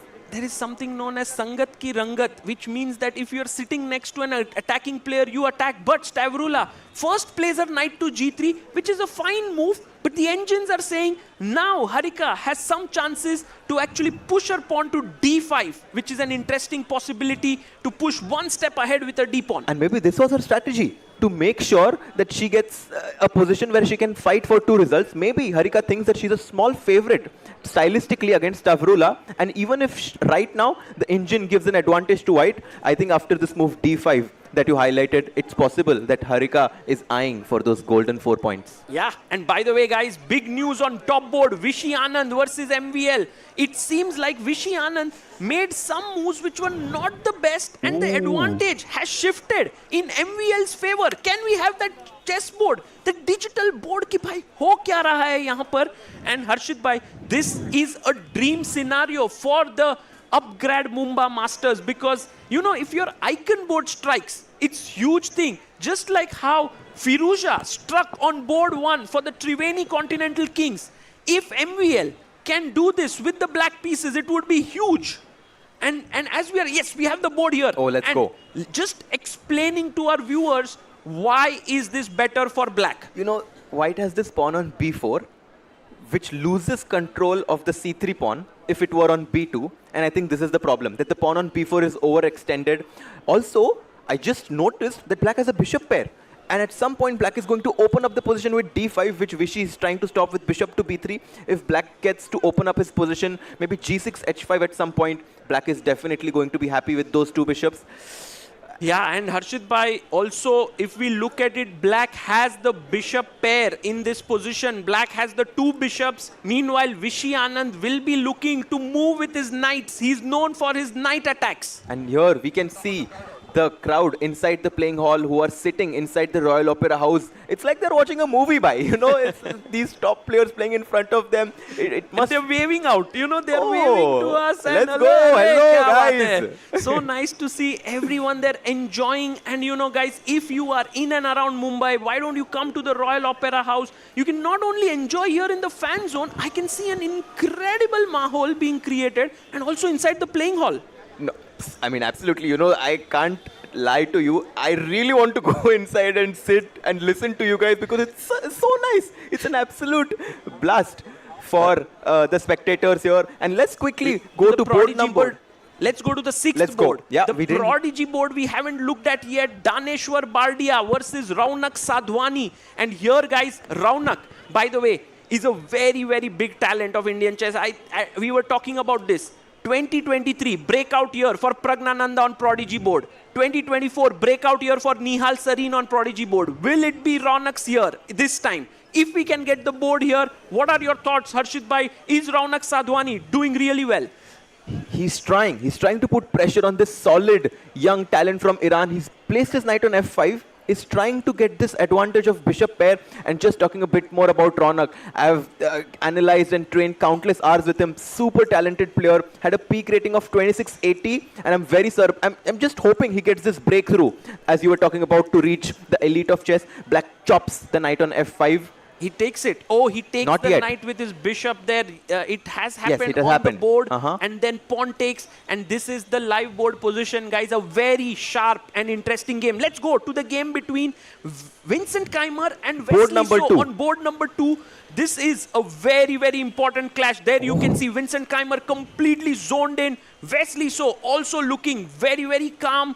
And en passant. Exactly. I think ho gaya hai. And can we get the board here so that we can see this, what's happening? Do you think, Harshit bhai, this is going to be a typical King's Indian attack with that pawn on e5 and white going to checkmate the black king? I think so. I mean, before the match, in the preview, I was talking about how this is going to be kind of a slow strategic game, as Vincent and Wesley, both these players love to play positional chess. But Vincent is like, wait a second, I can also play dynamically. Knight g5 and queen h5 is exactly what white is hoping for right now. And we are going to get some nice footages here of the people here in the fan zone. Hello, guys. So beautiful here.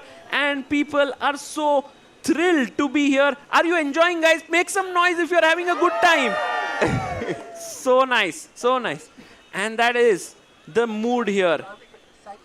And let's have a look at the crowd inside the stadium. They cannot make noise, guys. Don't make noise. भाई आवाज मत करना. हाँ, just आराम से भाई शांति से wave कर सकते हैं यहाँ पे. Inside the playing hall, they are not allowed to make any noise, but they can hear the commentary. This is a big innovation that has been brought in, and I love how the crowd is just playing together here to have a good time, not making any noises inside. No, for sure. I think this is a great opportunity. It's like keeping your phones on silent as soon as you enter the movie theater. Bishop to A6 was the last move played by Wesley So, and he has pinned this D3 pawn to the queen on E2. भाई एक बात बोलूं क्या? हाँ भाई. मुझे लग रहा है कि mate होगा. विंसेंट काइमर मेट करने वाला है वेस्ली सो को. ये पोजीशन इतना डेंजरस है. He's going to go on the attack. H pawn will move forward, create weakness and checkmate. I think we both can unanimously agree कि एक night sacrifice तो होने वाला है. होने वाला है.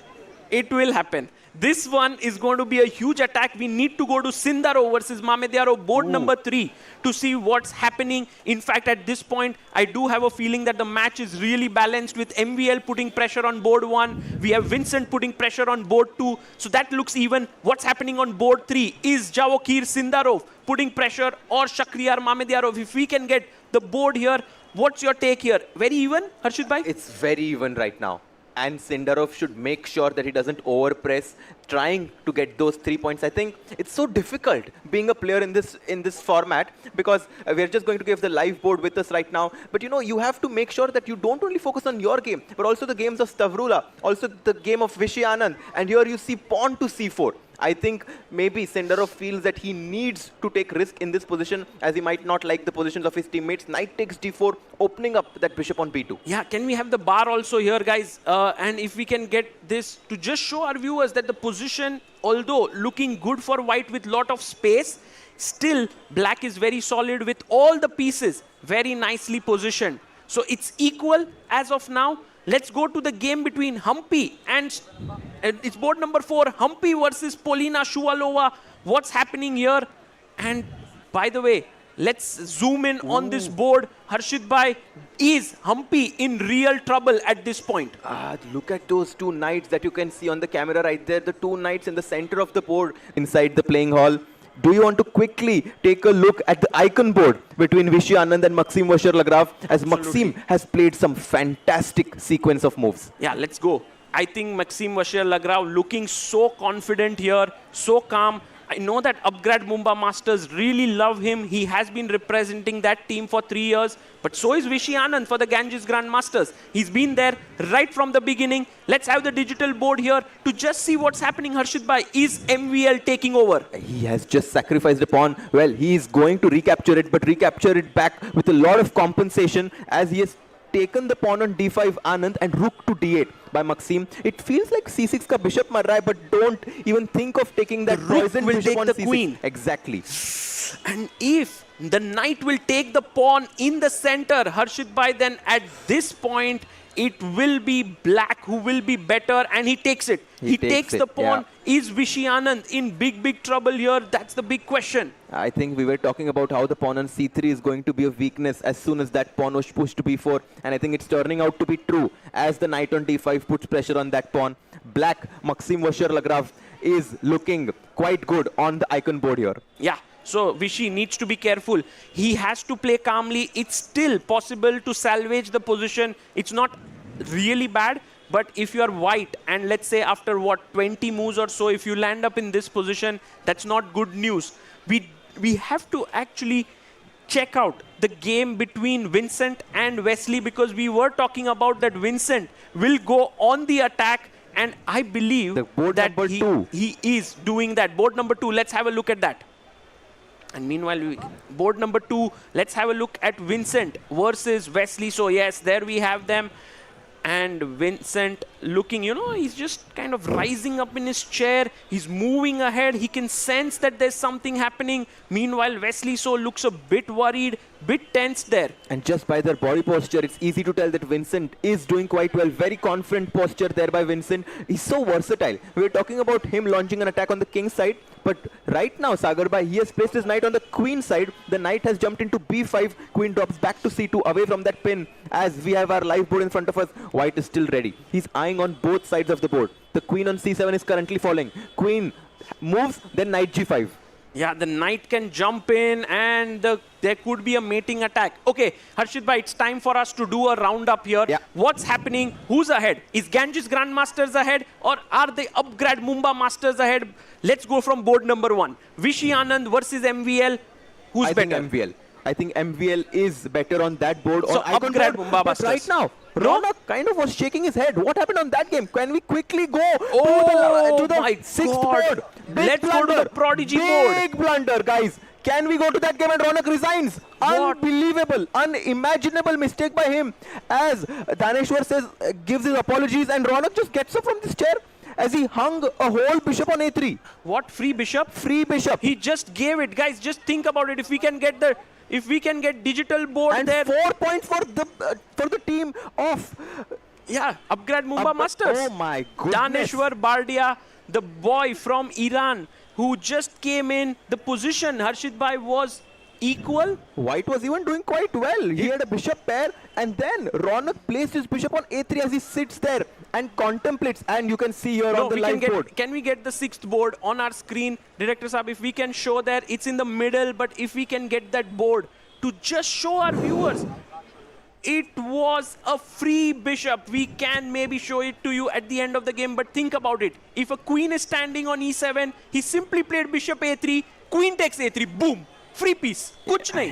ऐसे कैसे हो गया? What happened? Pressure. And this means that the Upgrade Mumba Masters is suddenly a huge favorite in this match. As on board number 1, the icon board, Maxim Vasher doing well with the black pieces. On the Prodigy board, they've already gotten 4 points. Oh my God. But quickly going to board number 4. We are getting a lot of action. Mistake by Humpy as Polina Shovalova has a tactic. So Polina Shuvalova is a big hope for the Ganges Grandmasters, because if Polina manages to get 1 point back, it would be very, very good for the Ganges Grandmasters. Right now, the match is not looking great for them, but if Polina does well, Vincent does well, Javokir does well, and Stavrula does well, Ganges can pull this off. They can, and Polina needs to realize this moment, this opportunity in front of her right now is there is Can a we get the tactic. board? Can we get the board here to just show this big moment? What's happening, Harshit bhai? Is there some tactic that you can see? There is a tactic. Oh She my can God! We should get the board. And we should see this tactic where there is a big moment, because the pawn has been pushed forward, kicking the knight in the center. There we have the board. The knight is attacked there. And what is the move? The tactic is knight captures the pawn on c6. Okay. And listen me out here. Yes, If pawn you takes back pawn the takes knight. c6, I capture your rook on e8. Okay. And then somehow I have this move knight e6. Not easy to see. I'm not saying this is easy to see, but Bhai, it exists. Harshit bhai, my feeling is, can we take the pawn on b7 with our knight instead of c6? What? And then rook takes, and then knight c6. No, maybe not. Maybe not. What's happening? Is somehow we need to utilize our bishop on b3, controlling this knight on d5, which protects this. So you chop the pawn on c6, and somehow after knight Did e6, he did it? No, She she did didn't. Should she take? No, she came back. She came back. She missed it. And Humpy is back in the game, guys. If Harshit bhai could not figure out the complexities with the analysis, with the bar, it means it was a tough move. It was tough. And so Polina Shuvalova missing it is quite understandable. Let's go, and Humpy takes on g3 here. She takes the bishop, and black is back, which is great news for the Upgrade Mumba Masters, because, you know, this could have really given Ganges Grandmasters their 1 game, 1 point back. If Polina Shuvalova does not win this game, Yeah. this match is over. Oh Upgrade my. Mumba Master That's wins. too big a For sure. statement. No, for sure. Because they already leading 4-0. Yes. Polina, even if she wins, she only gets 3 points. Correct. Because she's playing with white. MVL already better with black. Oh, let's go to the icon board. MVL Oh, man, winning completely against winning. Vishy Anand. What's Things- happening there?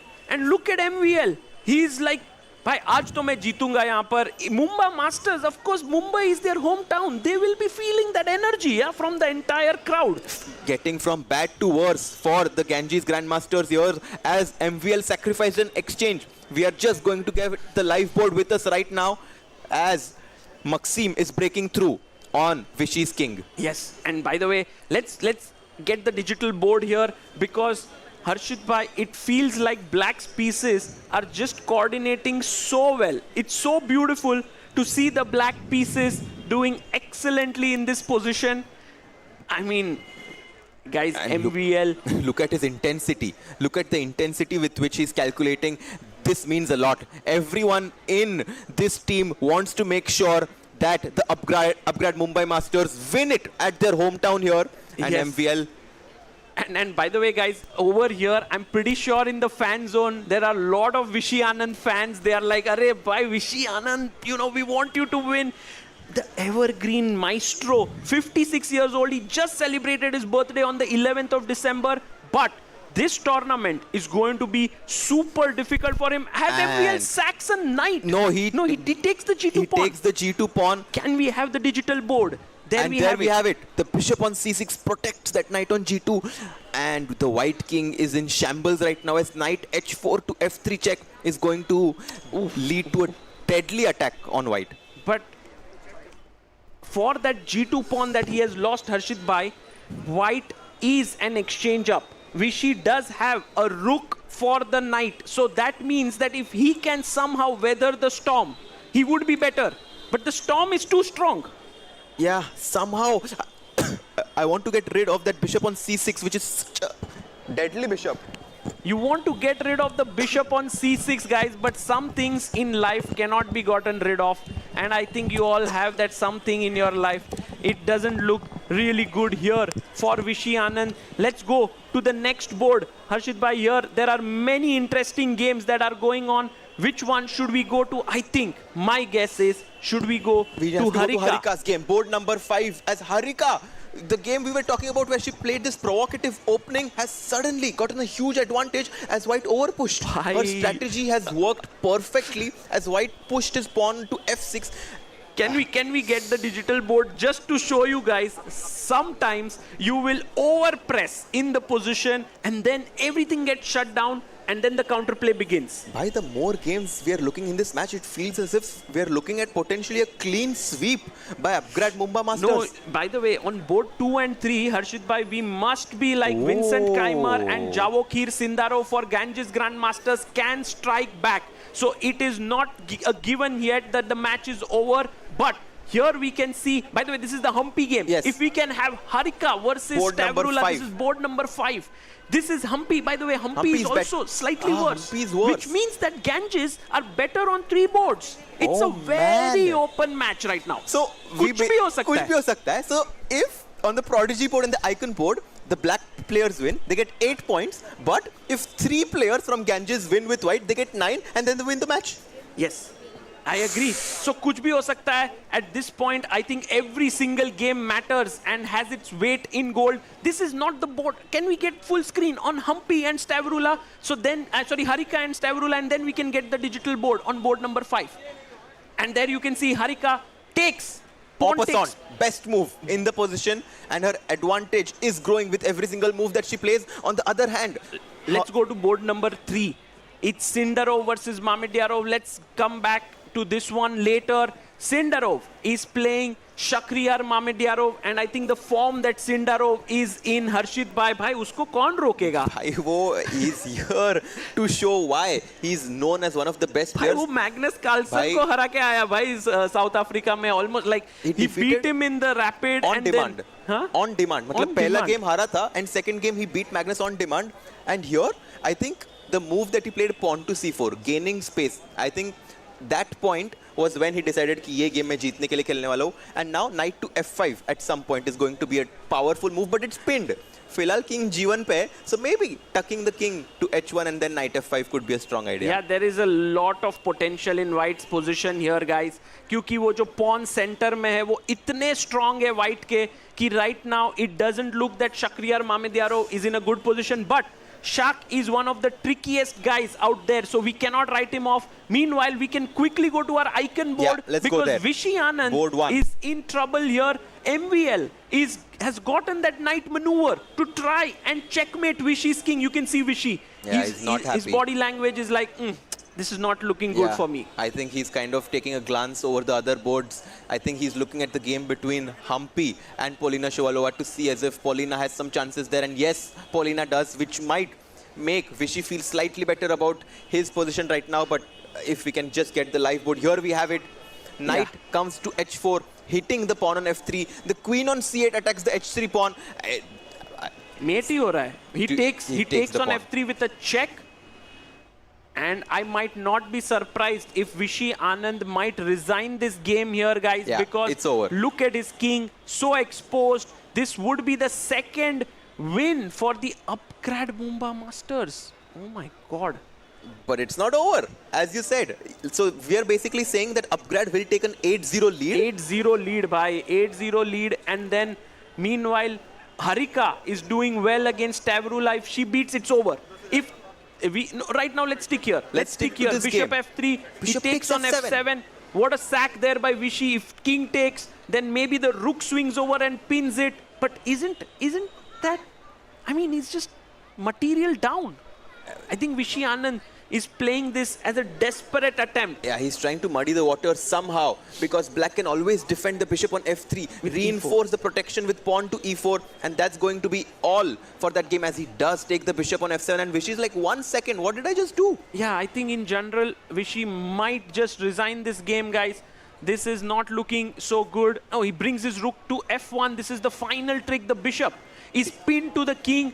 Harshit Bhai, is there a move that black can save everything? Yeah, pawn to e4. Pawn to e4 and immediately And what about knight played takes it. pawn? Knight takes pawn and then the queen on c8. We were talking about the pawn on h3, Marrata. I think we can take the pawn on we h3. take the pawn. Yeah. We take that pawn on h3 and it is a big attack there and Vishy Anand will lose. So that means Upgrad Mumbai Masters will move to 8-0. But Harshit Bhai, show me a game where the Ganges Grandmasters will strike back. We have to go to board number 4. In that case, the game between Polina Shuvalova and Koneru Humpy as the last move of Polina Shuvalova. What a statement move. Trying to open up the position. Look at that king on h8. It's very weak. Pawns on f6, h6. And yeah, Anand resigned, guys. A big win for the Upgrad Mumbai Masters. A big round of applause to MVL for playing so well. And look at the dugout there. Yeah, Handshakes super happy. by Daneshwar Bardia there. And also, do we have Hari Krishna there? He's the coach of the Upgrad Mumbai Masters team. It tells a lot about your team when you have Hari Krishna being the coach and not a player in the team. And by the way, Arshit Bhai, look at the kind of mood in the Ganges Grandmaster squad. Raunak Sadhwani blundering a piece and losing. Vishy Anand losing here the game. It doesn't look good. They need one win. And here you can see the players analyzing quite happily about the remaining boards. Do you want to quickly take a look on board number 4? Board the number game 4. where Ganges Grand... And yes, that's the game I was talking about. Shuvalova. And right now, she made a mistake. do you think that Humpy can make a comeback? The last move of queen takes pawn in the center was a mistake. Humpy can now trade the queens and does have drawing chances. But her clock situation also not looking very promising right now as she Bhai, does maar diya. take white's queen. Bishop takes black's queen on d5. Whenever there are pawns on both sides of the boards, we do mention that the bishop is superior than the knight. And here we are just going to see a shot of the game of Maxim and Anand, which just concluded. Yeah, and Vishy Anand, by the way, well, he would be looking to make a comeback there. And there you see Vishy, of course, not very happy. He's hoping for someone from his team to strike back. But every board where Ganges is better, somehow the Upgrad Mumbai Masters makes a comeback. Let's but quickly not go on to board Vincent number Keimer. 2. Yes, Board Vincent number Keimer 2. is Can we breaking go through. there? He's breaking through. It's a mate by Harshit Bhai. You were talking about it. The queen has gone through. And bhai, he has sacrificed a piece as we were talking about on e6. Queen Man, comes what in. exciting games we are getting here, guys. I can tell you for sure that these are some incredible games today that we are seeing. Caruana, Firouzja, and now Vincent versus Wesley. So if we can get the board, it's a checkmate happening there. You see the queen is going to enter on h7 to deliver the checkmate, bhai. Exactly. And right now, the players like Vincent and Paulina have to take the weight of the shoulders of Ronak and Anand. They need to take the burden on themselves because the match is not over yet. They're down 8-0. But if those three players win their game, what a comeback this would be. Oh, yes. In round one, match two. For sure. But even if these three players win, it could be not enough if Harika scores a win for the Upgrade Mumbai Masters on board number 5, because then every win for black is 4 points, every win for white is 3 points. So even if it is 3 wins per side, it's actually the Upgrade Mumbai Masters that win because they have the black pieces. Yeah, I mean, here Vincent is doing his best to win. He's not focusing on the other boards. What he can do best is to win this game, which is in front of him. And he is doing that as he sacrificed his piece. You can see black has 3 pieces for white's two. But what kya kar rahe yaar piece? A7 pe knight, B6 pe knight, whereas the white's bishops, those rockets, eyeing on the H7 and H6 squares. I think it's just, oh, and he takes the pawn on H6. Guys, someone just call an ambulance here, because but not this is for Vincent. not for Vincent. This is a big, massive attack coming. तो भाई ये तो हो गया भाई. so यहाँ पे Vincent Keimer जीतेगा. Vincent will win here. को जाते हैं भाई. Sindarov on board 3. Shakhriyar Mamedyarov के साथ खेल रहा है. And on this board, Javokir Sindarov, भाई इसको देख के मुझे डर लगता है. What is he doing? His knight has come to F5. He's looking really good. Him as well. If we can get the board here, it would be amazing. I mean, you talk about bold and ambitious. I am only hearing Sindarov as he's pushed his pawn to G4 and the knight to F5, opening up that bishop on B2, and his advantage is slowly but surely increasing. Yes, and there we have the board. Look at that one. White pieces are really well positioned here, and some tactics, as Harshit Bhai said, there is a rocket on B2, Harshit Bhai. But let me tell you, Shakhriyar is someone who's eyeing on these small tactics. He's a very tricky player. भाई नहीं, Sindarov नहीं उसको trick नहीं करने देगा यहाँ पर. And by the way, let's head to board 2 between. Oh man! Oh, Vincent has just won his game for the Ganges Grandmasters. No. He drew. He gave a perpetual. I can't believe That's it. Oh my goodness! It doesn't seem to be the day of the Ganges Grandmasters. And this is why it's so important to look at what happened on your teammates' boards, because if he knew that they were trailing 8-0, Vincent would have never done this. I'm sure Ronak and Anand, feel worse about their losses now, because Vincent had a huge opportunity. Yeah, and now this means the score is 9-1 in the Let's favor. see the results. And yes, this is the result. Draw. Perpetual. Check. भाई क्या ही कर दिया यहाँ पर. That was This not is a over good now, idea. What has been done by Wesley So here has been an incredible save. Not a great idea for Vincent Keimer. And now, what are the hopes here for the Ganges Grandmasters? I don't think anywhere they are taking because home, if we can quickly go to board number 5 of Harika, who's playing against Tavrula. Harika is also completely winning, and this is a steamroll by Upgrade Mumbai Masters. What a start! What a start! What a stellar Actually, performance by the team. Last year was not great for the Upgrade Mumbai Masters, but this year they have come back in a brilliant way. First of all, the event is organized in Mumbai, and Upgrade Mumbai Masters doing so well. And there we have the board here. Harshit Bhai, black is what? Right now, no material up, but the black king on G8, kitne safely bete under, and white ke king on G2 is too weak. He's kind of using the pawns on F6 and G5 as protection, as shield towards his own safety, whereas the white king on G2 has no pawns in front of it to defend it. And whenever there is a major piece endgame, Sagar Bhai, we always talk about the importance of king safety. And it's clear in this position that black has a much safer king, even though it doesn't look like it. By the way, maybe you can do a quick photo as the other match will begin in about 30 to 40 minutes from now. But what a match. And there you can see Ronak. Ronak is like, no, this is not great. And a proud moment for Hari Krishna. Harshit Bhai, if you had to choose the man of the match for this one from the Upgrade Mumbai Masters, who would it be for you? I think it could actually be Wesley So. It might seem unusual to choose Wesley, so he did not win his game. He drew his game, but to draw from a losing position against someone like Vincent Keimer is a huge result. Yeah, it's a great result. Also, MVL played an incredible Yeah, game bravo, to actually. beat Vishy Anand. But maybe this game, if Wesley So would have lost, perhaps the momentum would have gone to the exactly. Ganges Grandmasters. So for that very intense save that Wesley So made, perhaps he should be given the man of the match. But there you can see the arbiter, Ashot Vardepetian from Armenia. He's calling out the results, and we have a shake of hands Wow, for the such a teams. nice- That's a nice touch there. Yeah. And the player of the match, Wesley So for us, who drew a completely winning, who drew a completely losing game. It's a very unusual man of the match, but I think the team deserves it. Yeah. And Wesley So deserves it there. And such smiles. I think, Harshit bhai, when you start off with such a win for your team, it's really puts your team in such good spirits, right? Exactly. The morale of the team is going to be high. The josh of the team is going to be high here as they are going to take some rest and get ready for round 2. And by the way, guys, there the team is moving out from the venue. And Harshit bhai, two matches have ended today. Triveni Continental Kings beat the Alpine SG Pipers convincingly, and now it was the upgrade Mumbai Masters who managed to beat Ganges Grandmasters.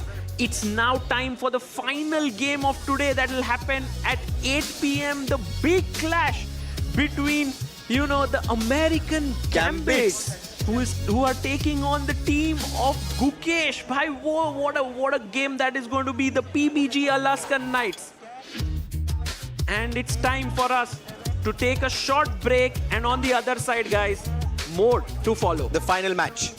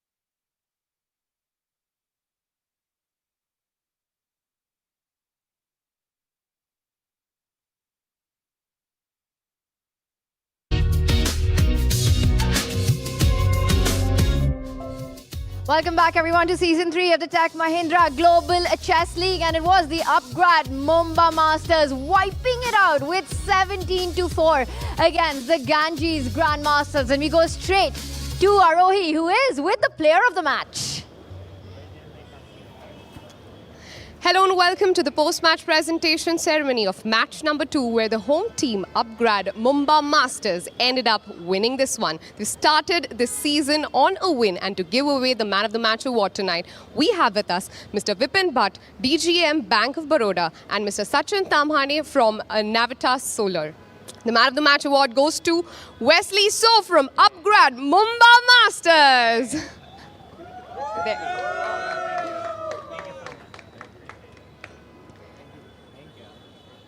Yes, now Wesley, can we have that celebration face again? Yeah. Well, I didn't win my game, so I shouldn't be the man of the match because 4 of my teammates won, which was amazing with the black pieces. So it's a really great start. I'm a bit nervous, but we have a great team with a great synergy. We're not the highest rated, but I think we have a very good connection and in good terms. Also, we have a great captain. So shout out to Pentala Harikrishna because he's done a really great job, and he's like dead tired right now running on. So how does it feel starting the season with a win, although you lost, but the team's won? No, I didn't lose. I drew. You drew? Tie. Yeah. All right. So now that you're in Mumbai, tell me this. The last 24 hours, how have they been? Been great. I was very nervous because this is my first game in the Global Chess League. I've never played before, so I'm not sure what to expect. But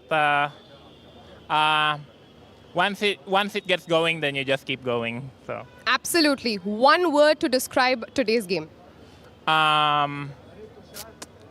thrilling. All right. Congratulations, and hopefully you go much more ahead in this tournament. Yeah, thanks for everything. All right. Thank you so much. Back to you. Congratulations to Wesley. Congratulations to the upgrad Mumbai Masters, guys. 17-4. In our pre-show, we call this a closely contested battle. It was anything but that. Were you expecting such a clean sweep? That was a really dominating performance by the upgrad Mumbai Masters. And I think what happened is that the Ganges Grandmasters dug themselves into such a big hole pretty early on with that piece blunder on the Prodigy board, and Vishy's also kind of unfortunate middle game. So they were down 2 games, that's 8 points, very early on. And I think they had, the Ganges Grandmasters still had chances in this match, but it's really hard to just like win everything on demand to make it happen. Very tough spot for the Ganges Grandmasters. And Harshit, I want to come to you with something that Wesley mentioned there. He drew his game. There were 4 players who won. He was the player of the match. He saved a very difficult position. Were you surprised with Vincent Keimer not playing on, given the Ganges Grandmasters match situation there? Absolutely. I think it was a big turnaround in that match, and that's why I think Wesley So was given the man of this round, as if Vincent won that game, it would have been a turnaround in terms of momentum. And I think Vincent maybe was not looking at what was happening in the other results. As if he knew that, I'm sure he would have not made this decision of repeating with a perpetual. Well, speaking of results, let's take a look at how the matches went on every single board. And there was one team that shined through top to bottom. And there we see, just marked with a lot of 4s, except on one board. And that is the Polina win against Humpy. I will say one thing. Hari Krishna's decisions for the upgrad Mumbai Masters to start with the black pieces really paying off. Exactly. I was just going to say that, and you hit the nail in the coffin there, because Maxim, Shakriyar and Harika made the most out of what they could do. They got 4 points for the team, and that 12 points within just 3 boards. I don't think you can do more than that. Yeah, Harika, she played a very risky opening, kind of like a hedgehog style, inviting a lot of pressure, but eventually her opponent's king was just too weak. She took advantage of that. Shakriyar was also under some pressure, but then his opponent made an incorrect piece sacrifice, and then he took over the game. Well, you know what? Let's remind everyone of one of the defining moments that happened here, which I think stunned us all completely, and that was from the Prodigy board coming up. And we will take a look at how that played out. And this was the moment, the absolute shocker. This one, Bishop A3, and he just takes the Bishop on A3, and look at Ronak there. He's like, what? What Can did you I just believe do? it? It's a Grandmaster, a one mover here, and this decided, and just with that, head to the side. everything over. Irina, impossible to come back Yeah. from, and he resigned. He resigned, and even Daneshwar was not happy to win a game like this. But obviously, he's gonna take the win. He's gonna take those 4 points for the upgrade Mumba's team. And you know, it was such a bad start for the Ganges Grandmaster with this blunder bishop to a3. Tough. Yeah, in a game where the game hadn't even really started yet, right? It was just kind of an equal position, and that was a free bishop that White gave away. I have never seen anything like that. And the thing is, it's the kind of mistake that you cannot come back from. Oh, I've cannot. seen something like that. You know, it reminds me of my friend Surya, how he blundered the checkmate on f2 in the world. I think it was the World Rapid. Do you remember that one? That was also. I mean, once in a while you see some It hurts crazy so things. much Yeah. when it's for a team. Yeah. You know, that's when you know the pressure's on you. And this was just the start of the nightmare for the Ganges Grandmasters. It was also on the icon board. A controlled performance by Maxime Vachier-Lagrave there with the black pieces out of the Spanish opening. And I have to say, it almost felt like Vishy never got a chance. And he finished it off tactically to perfection. I kind of thought that Vishy is going to do really well in this Spanish opening, but somehow this exchange sacrifice by MVL, this aggressive play as soon as he got those bishop pair, once he got the chance, he never gave up. And here, this was the moment where Vishy sacrificed the bishop on f7 and then resignation as the sacrifice did not work out, and a big win for MVL on the icon board. Yeah, it was probably a mistake for Vishy to give up the bishop pair, because when MVL blasted through the center with his move d5, he took over the initiative and he never let go. Yeah, wow. What an action-packed match that was, and it was an upgrade Mumba Masters show. So a lot of cheer there for the home team. And of course, the action doesn't stop here. We've got the final match of the day coming up in just a few, and that's one that you don't want to miss. It's going to be the PBG Alaskan Knights taking on the Fire's American Gambit, and that's where we deep dive on the other side of this break.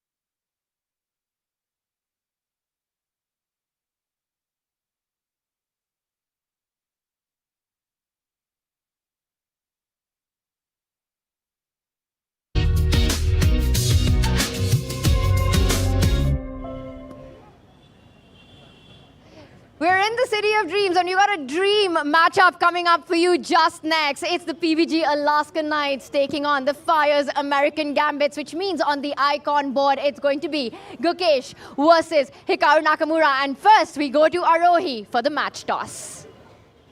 Match number 3, we are here for the toss of the final match of tonight. We have the coaches of both the teams joining us for the toss. We have GM Abhijit Kunte for PBG Alaskan Knights, and we have GM Srinath for the Fire's American Gambits. Along with them, we also have Mr. Bharat Singh Chauhan, the tournament director, along with Mr. Ashok, the chief arbiter. Can we have the coin toss? Mr. Abhijit Kunte will be taking the call.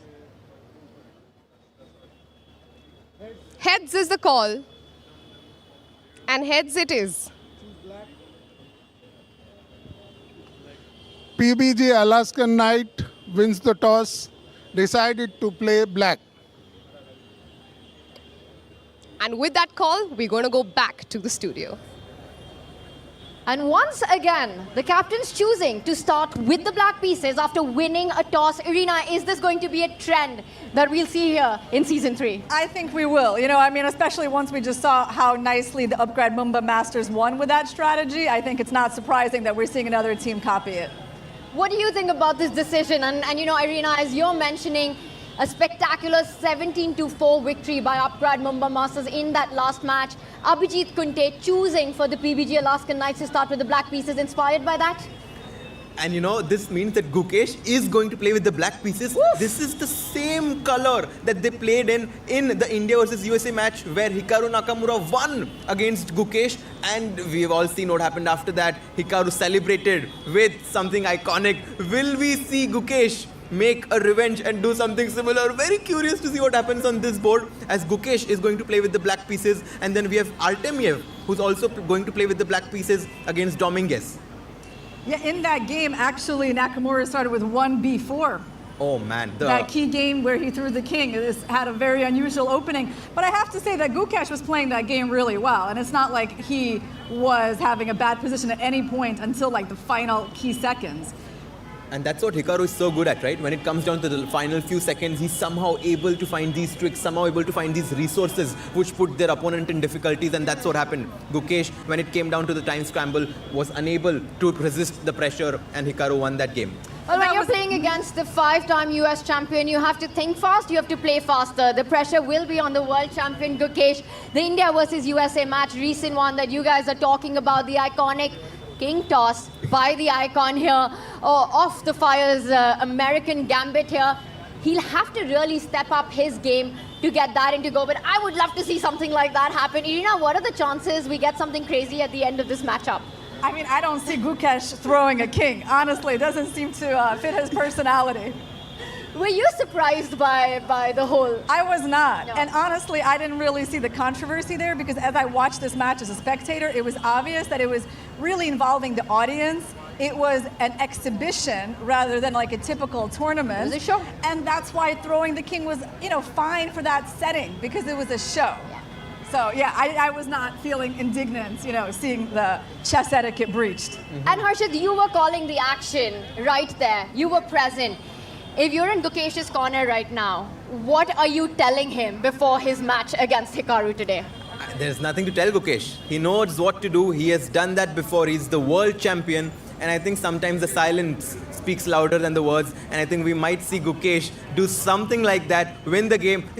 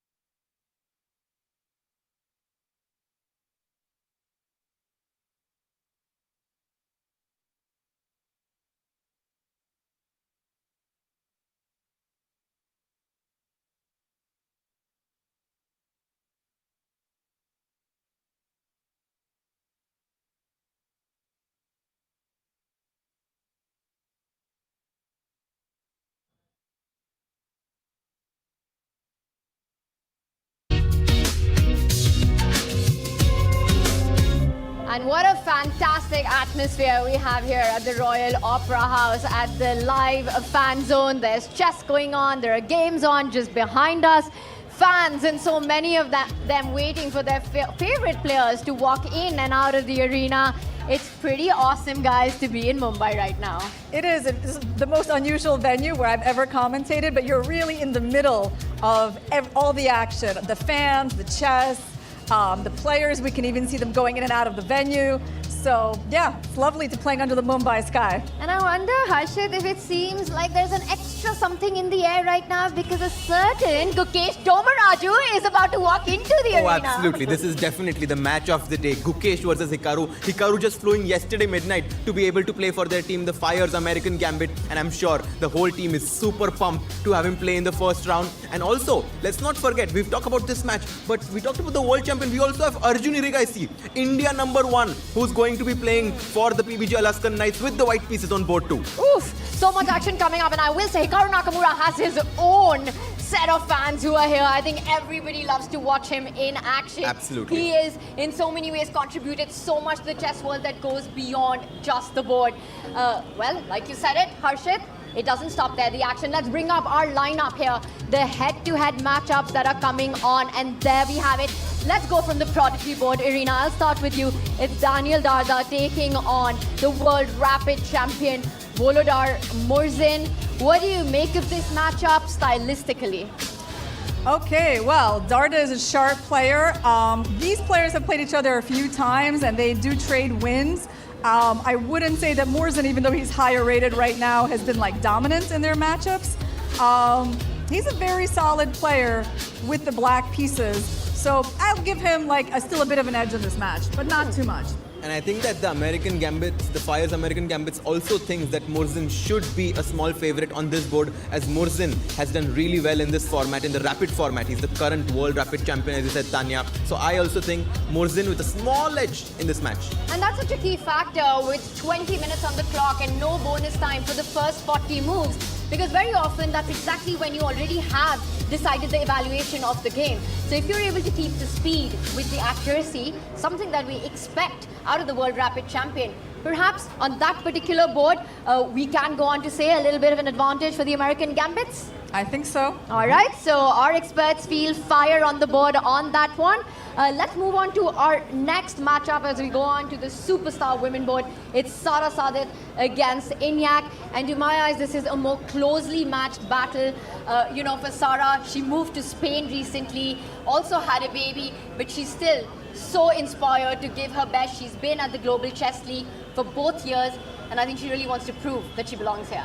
Yeah, and this is Teodora Inyats's first time in the Global Chess League. She's a young player from Serbia.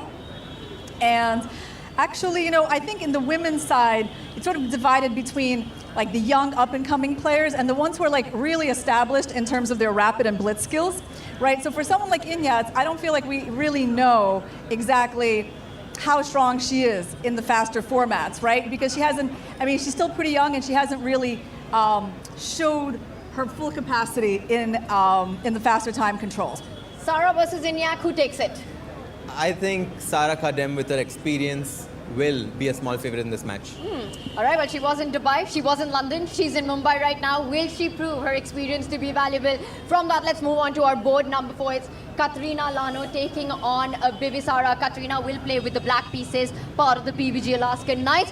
What do we make of that one? I think in this one, Katrina, with her experience, once again, she's been in the women elite for so many years, but Bibisara has really made her mark. She's arrived on the scene. She's much younger to Lano, but with some incredible performances over the last 2 years.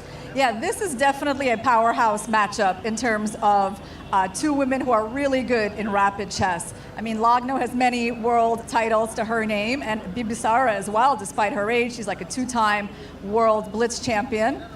I remember they recently faced off in the Grand Swiss in an important game where Bibisara was close to winning, but didn't quite press home the advantage. So I think we're going to see some fireworks on this board, especially because, she's white.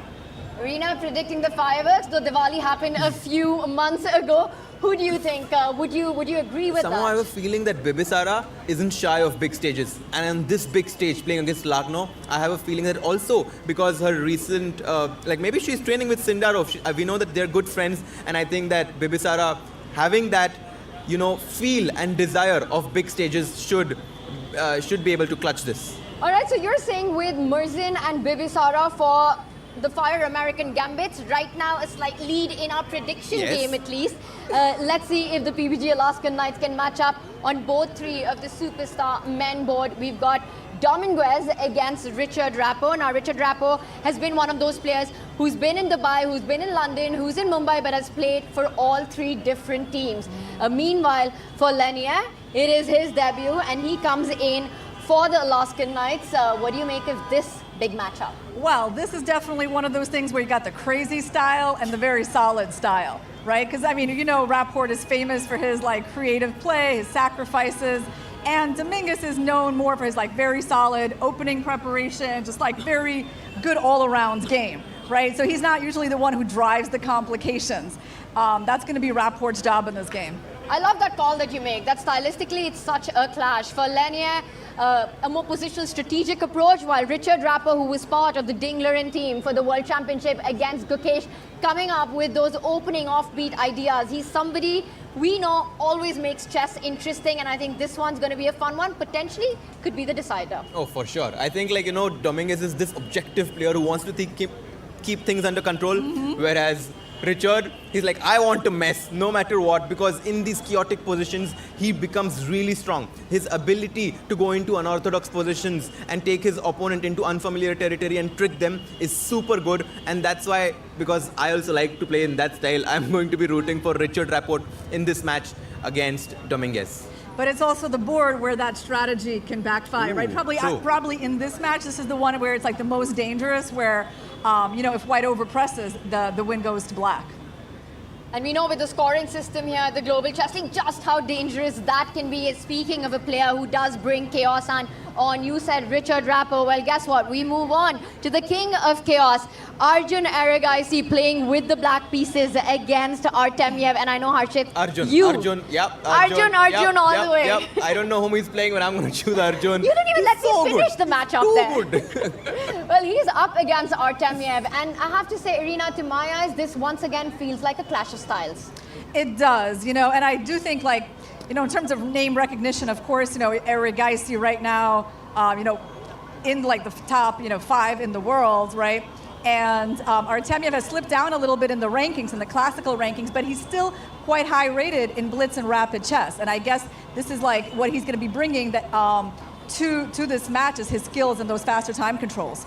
And let's remind everyone that PBG Alaskan Knights was the team, in fact, who made it to the finals in Season 2 of the Global Chess League. They went down to the Triveni Continental Kings, but had a fantastic run. So it's something that they want to continue, but this time step it up with that goal. And we've come up to see that how day one really sets the tone for these things, in the first initial days, seeing the form that the teams bring in. With Gukesh and Arjun coming on at that top 2 board, the team has to be feeling good for PBG Alaskan Knights here. We were doing the prediction for the previous round and looking at what happened in the result. I have no idea what to predict. We need a new panel. But this one, yeah, I mean, it's Gukesh versus Hikaru. Everyone knows that Hikaru is probably one of the best speed chess players, not just right now, but even it's possible that the whole time that chess has been played. Gukesh, on the other hand, he definitely has that fire within him right now to somehow beat Hikaru. He's not going to have Hikaru Nakamura extend his head-to-head lead against him, and I have a feeling that Gukesh is going to be the inspired one in this match. How important is this icon board going to be in this matchup? Well, it's going to be really important. I think what's helping Gukesh also is how late Naka arrived to Mumbai. I think that's kind of important that he just came today, and that doesn't give him tons of time for recovery. We don't really know how he's going to be feeling, so I think there's a chance that's going to impact. I love that point that you make, because it's also a long journey. Hikaru Nakamura did get into Mumbai today around 10 a.m. He plays the first match here. Of course, the team still wants it. And once again, a friendly reminder to everyone, the two iconic wins on the icon boards, the teams did go on to win in the previous two matches. Ali Reza Firouzja taking it in his stride. Maxime Vachier-Lagrave getting the job done for upgrade Mumba Masters. Hikaru's got his task cut up in front of him. Yeah, everyone loves the leader in their team, and if there can be someone on the icon board who can be that person who can lead the pack, that's going to mean a lot for their team. Oof, I can't wait for this matchup to start. This is going to be what an exciting way to end the day. But first, let's rewind a little bit on how things started at the opening ceremony. You know, all of this would not have been possible without that first tweet that went out back in 2020, without the vision of Mr. Anand Mahindra. Chess, ladies and gentlemen, is about balance. It's about defense, attack, patience versus speed. And so I find it very fitting that we are here in our third season in a city like Mumbai, which also has learned how to balance itself between intensity and restraint, between ambition and poise. This period of time is a watershed moment for chess in India. Not simply because of the burgeoning talent that you have in all kinds of young people, and their talent is on display now around the world, but it's because of the incredible share of mind this game has gained in India over the past 2 years. I will be remiss if I do not single out one person who was critical in bringing us to this stage today, and that is Vishwanathan Anand, a member of your own community. Now, I didn't know him, knew of him, of course, but through a mutual friend, I got in touch with him, and I asked him to help us and to mentor us. And he was unhesitating in his support and enthusiasm, and I want to personally thank you, Anand, today. Please give him another round of applause.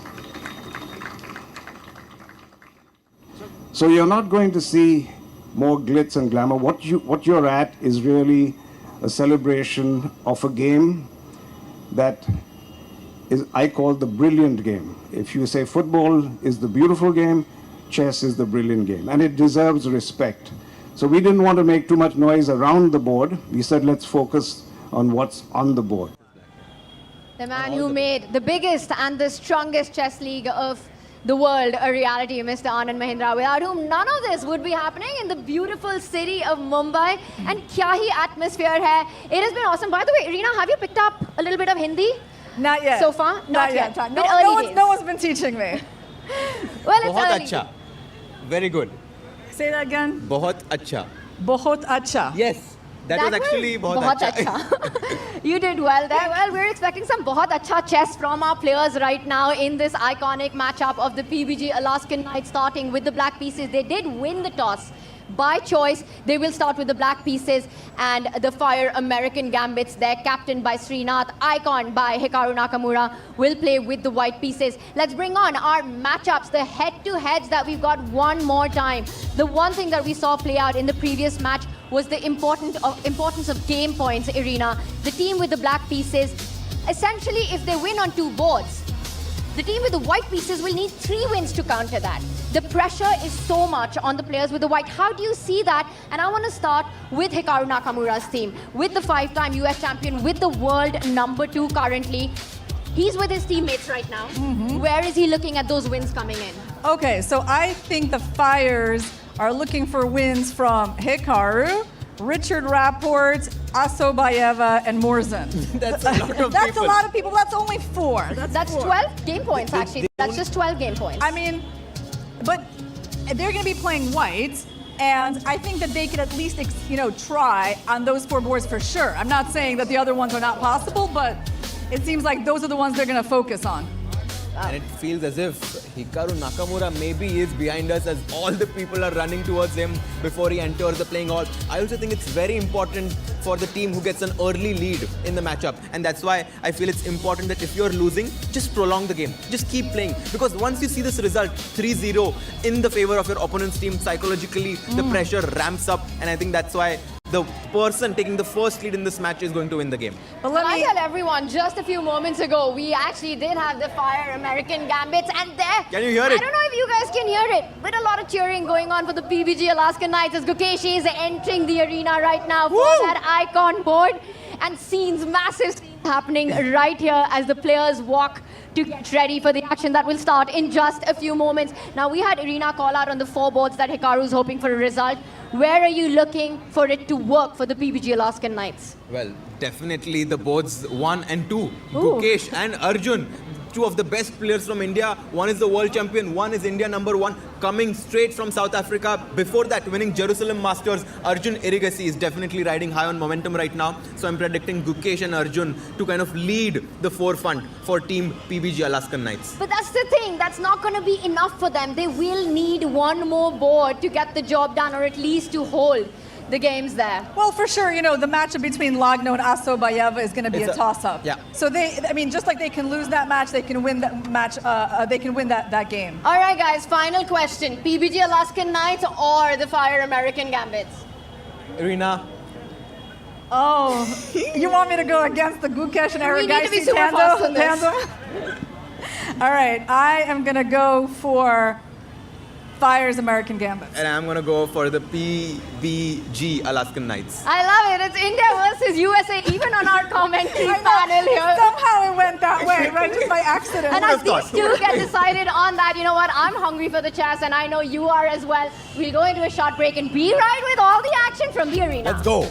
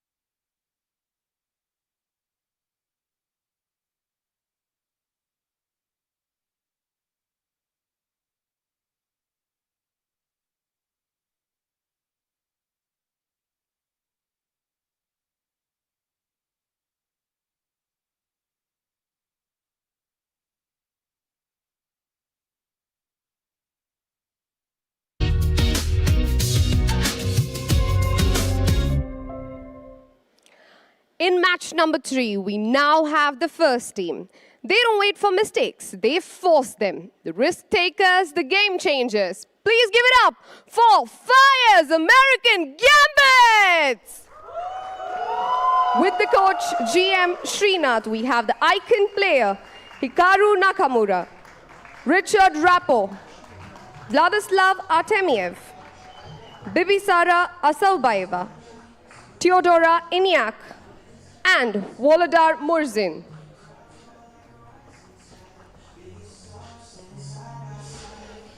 And now the team. This one arrives with ice in their veins and fire on the board. Fearless under pressure, relentless in battle. Mumbai welcome the crowd favorites, the PBG Alaska Knights. With their coach, GM Abhijit Kunte, we have the icon player, Gukesh Dombaraju, Arjun Erigaizi,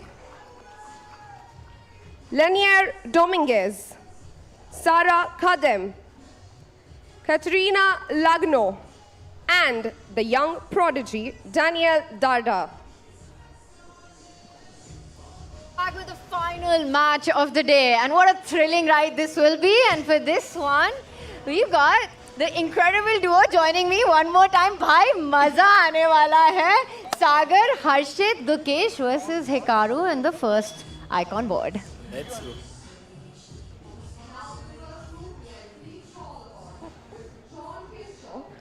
GM Victor Bologan, Executive Director, FIDE, and Mr. Bharat Singh Chauhan, the Tournament Director.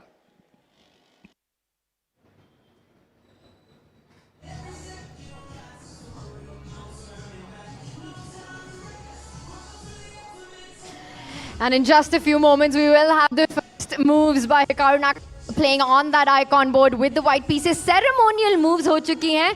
D4 starting with the queen's pawn opening. Bhai, mujhe nahi lagta Hikaru ye khelega. Normal तो मैं नहीं खेलने वाला. Knight C6 तो पक्का नहीं होगा अगर D4 हुआ तो. Yeah, Knight C6. I doubt if this is going to happen, but the board is set now. By Harshit bhai, which team are you supporting here? I'm supporting the Alaskan Knights. Alaskan Knights. Yes, sir. PPG Alaskan Knights And for Tanya. आप पहले बोलो. I will break the tie if needed. So you are the moderator. Then I am now the supporter of American Gambit. Oh my God. Oh, hot take here. So Sagar Shah here rooting or supporting the American. भाइयों, आपको क्या लगता है? Who will take this match? Will it be Hikaru Nakamura's Fire American Gambits or will it be Gukesh's PBG Alaskan Knights? After looking at that intensity. Okay. Oh, we have mixed support here. That's interesting to see.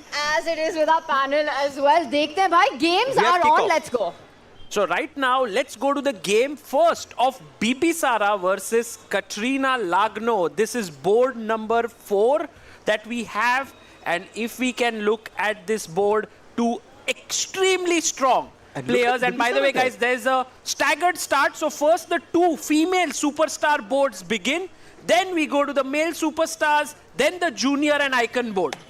And I also noticed how Gukesh turned around to take a quick look at भाई लानो के board पे हो क्या रहा है जरा मैं देखूं वहाँ पे staggered start है so can check out the openings and we've got the board with us Harshit, a Spanish opening here. And Right, this is and the opening that I always love to play with the white pieces. Pawn to A3 so that the bishop on B3 has a square on A2. And white's idea is to go bishop G5, take the knight on F6 and place the knight on D5.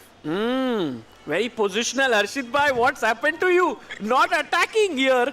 Okay, so this one, early days in the opening. Let's quickly go to Teodora Harshit is Iniak. not attacking here because Bibisara is playing with white. Nah, you have to understand that he's supporting the PBG Alaskan Knight. So वो कह रहा है Bibisara, let's take it slow. अरे नहीं, Bibisara attack करेगी. She will play, bhai. Don't worry. Let's go to Teodora Iniak, who's actually a world-class player now. She's on the rise. Let's go to board number 5. She is playing against Sara Khadem. And Sara Khadem, of course, here playing with black. I think by position black की, Tanya, एकदम equal and अच्छी है, but इससे कुछ फर्क नहीं पड़ने वाला. I think that Teodora has a nice position here with white, you know, with queen c2, knight f3, bg2. I think black is ready to go b5 and bishop b7. Tanya, don't you love black's chances? Well, you have to be a little careful. If you get b5, watch out for that knight jump towards the center of the board. That bishop on g2, the gem and glory of white's position, stopping the idea that Harshit really wants for the black pieces. Calculation to lagega, bhai. Bhai, Harshit bhai, ye game, this I used to play with white also, so I like it a lot. You know, it's not just about American gambits. This is also one of my favorite openings. Meanwhile, we have Richard Rapport, who's begun on board number 3 against Lenier Dominguez. And look at the creative opening by Richard Rapport. Bhai, uski creativity ka koi tol nahi. G3, bishop G2, and ye khela gaya hai, bhai. Can we go to board 3? That would be great. The game of Richard Rapport against Lenier Dominguez. And we'll get that up in Ooh, just here a we few have it. moments as Richard Rapport with the white pieces for the American gambits. Bhai, F pawn push kar diya hai. Yahan se dur ki vision se, it looks like central control in this game is with white. Let's go, Tanya bhai. Why did I just give you a high five? I think I got tricked into that. वो तो opening का ही मजा है. And Richard Rapport is so creative, guys, that he makes you flow with him. मतलब कहीं पे भी देखो, Richard Rapport is excellent. Lenier Dominguez, he's so solid. He's just... No, he's happy. He's happy that for white sure. has pushed his pawns on e4 and f4, and he's hoping that he even pushes h4 at some point, because then the g4 square is going to become super weak. And I have a feeling that Lenier भाई is पर kind ये of... board तो कोई और game का अरे दिखा भाई. रही है. Alright, but let's get Director on date साहब. with this one. We've got the world rapid champion, Volodar Musin. We're playing with the white pieces. Can we go, Tanya, to board 1? Let's Board one, do let's it. start it. Let's Yes, do yes. it. Bhai, Starting icon Hikaru board. Nakamura versus Gukesh, the big one. Everyone wants to watch this one, and they have the first few moves. It was the Hikaru, Sicilian opening. He started with the king's pawn move, pawn to e4. Gukesh going for the aggressive Sicilian opening. and we have this position which is supposed... Didn't they even play this actually against each other in India versus USA? They did not, because the first move was b4, bhai. Arey, F4 or B4, yeah, they played some weird stuff. Okay. Well, no weird stuff in this one so far. Still looks like quite a battle at the center of the board. Thoda tension hai. But usually, having played some of these positions with white, the potential of that isolated queen's pawn jo d5 pe ban jata hai in the middle game, is that something that Gukesh has to be worried about? I think Gukesh has a lot to be worried about. Bye.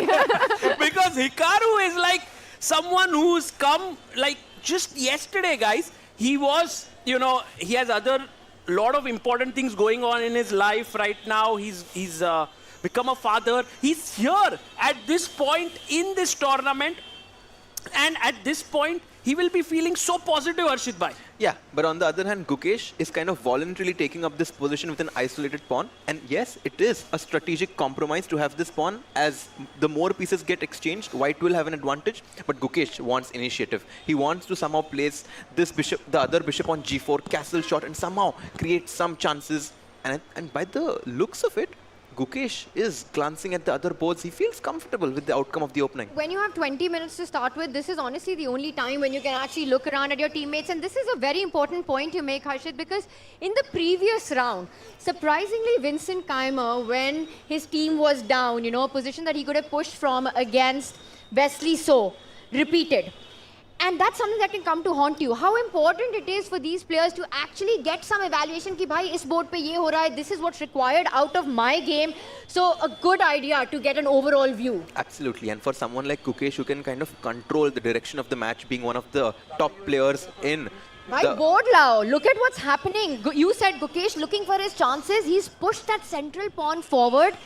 And the last move played, it attacks the white knight. The knight can jump to the center of the board. Notice how that bishop is pinning the black knight, bhai. So knight e4 is a move that I would be very scared of, and Gukesh might be forced to retreat with his bishop to But unpin. Tanya, we have to get the board, the digital board here. It would be really cool if we can get it. Yes, and Tanya was saying that the knight can jump in the center, right? The knight can jump in the center because the knight on f6 is pinned, as you were saying, Tanya. But look at the speed with which Gukesh is playing. I think this tells a story. It says that Gukesh is well prepared and he's ready for this move, knight to e4. What is the end of this story, Sagar Shah? What's going to be the plot twist here? This is the most incredible thing for us. No one knows what's going to happen today. Whether the Kings will be thrown off the board, will they be kept on the board? Kya hone wala hai? No one knows. But I like the opening that Gukesh has played here. He's gained space, and I think right now it's even. Let's go to the next game. We have Artemiev versus Ajubai. Arjun Erigaisi is playing. Board number 2. Vladislav Artemiev is playing Arjun. And bhai kya batao, ye game, this one is right now early days, but Arjun has got the break in the center. If we can get the board here, guys. क्या लगता है ये encounter के बारे में? मुझे तो लगता है व्लाडिस्लाव आर्टेमिएव is known for his speed chess. Absolutely, and yes, we have the live board here. Arjun played the opening he always plays, the Semislav opening, the opening which Anand used against Kramnik to become the world champion. Here, he has just broken in the center with e5. And generally, Tanya, they say that if you can get e5 as black, you have equalized. I love it. It's maximum tension, and it's also such an Arjun position, right? We talk about chaos. He's always looking for it. So a face-off between the pawns. Artemiev takes a decision. Pawn takes pawn, mara gaya hai. Guys, let's bring the board back up as the trades are happening in, and we go into a big move now. Knight takes pawn on the board as well here. We're expecting a recapture. Again, an isolated queen's pawn here for Arjun Erigaisi, and usually when that happens, you know it's going to be a dynamic fight. And we had, for a second there, the view inside the playing hall, the spectators very, keenly watching and following the updates from this match. Bishop takes e5, to be honest. Generally, white includes this move, knight to b5 as white, to get to exchange those dark squared bishops. In this position as it stands, I kind of like black's position already. And I have a feeling that Artemiev kind of did not play this move knight b5. This is looking good for Arjun. Yeah, Arjun seems to have equalized, but I think Artemiev must have been given this role ke bhai Ajubai ko rok dena. Ek baar Ajubai ko rok loge board number 2 pe, so then everything looks good. So I think it's equal. Okay. Right, Ajju भाई को रोकना मुश्किल ही नहीं. अरे नामुमकिन है. That I agree. Ajubai is dangerous. वो क्या tiger? Oh, घोड़ा चले tiger. Ajubai tiger. Let's go. But in this position, well, one of the knights have been traded off here, and maybe even the bishops now at the center of the board about to come off. Sagar, as we go around the horn here, around the world, around the tour, which next board do you Prodigy board. Prodigy. Let's go to the 6th board. We have Volodar Murzin. What a board for American Gambits, this one. The world rapid champion is playing here against Daniel Darda.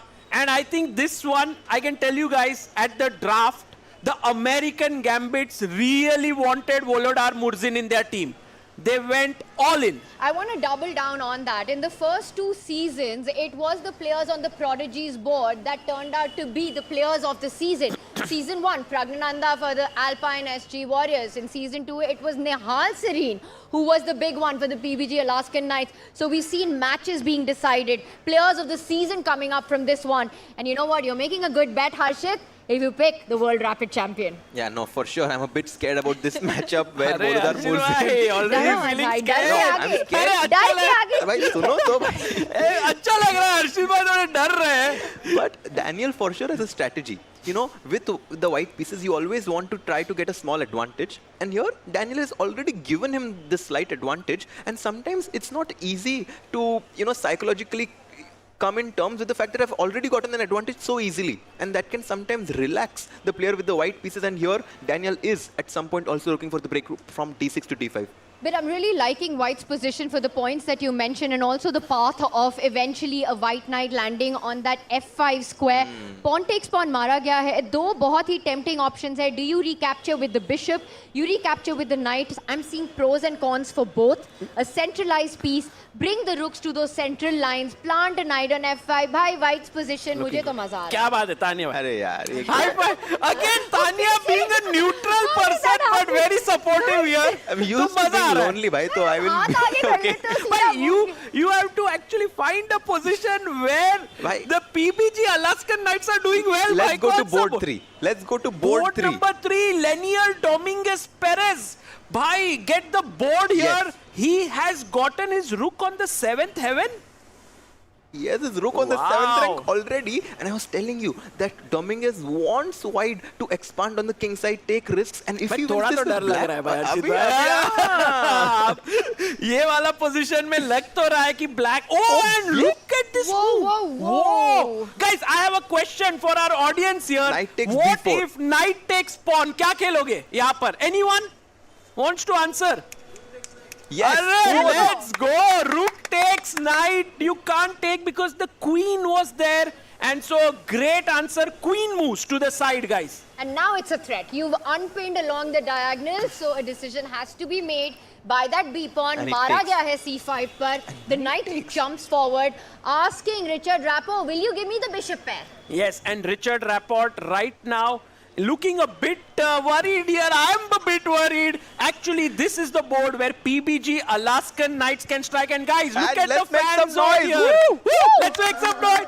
So many people here enjoying and having a good time. So you can sit outside listening to our commentary, or you can actually go in and follow the commentary inside the playing hall. Let's have a look at them. Oh, bhai, hello guys. भाई Hey चिल्लाना मत guys, भाई wait, एक कोई if तो you चिल्लाओ can ना hear please us. कौन चिल्लाए Shanti se bhai, this is the chess crowd, you know, very, very careful. Love it. Love it. Thank you guys for being so supportive.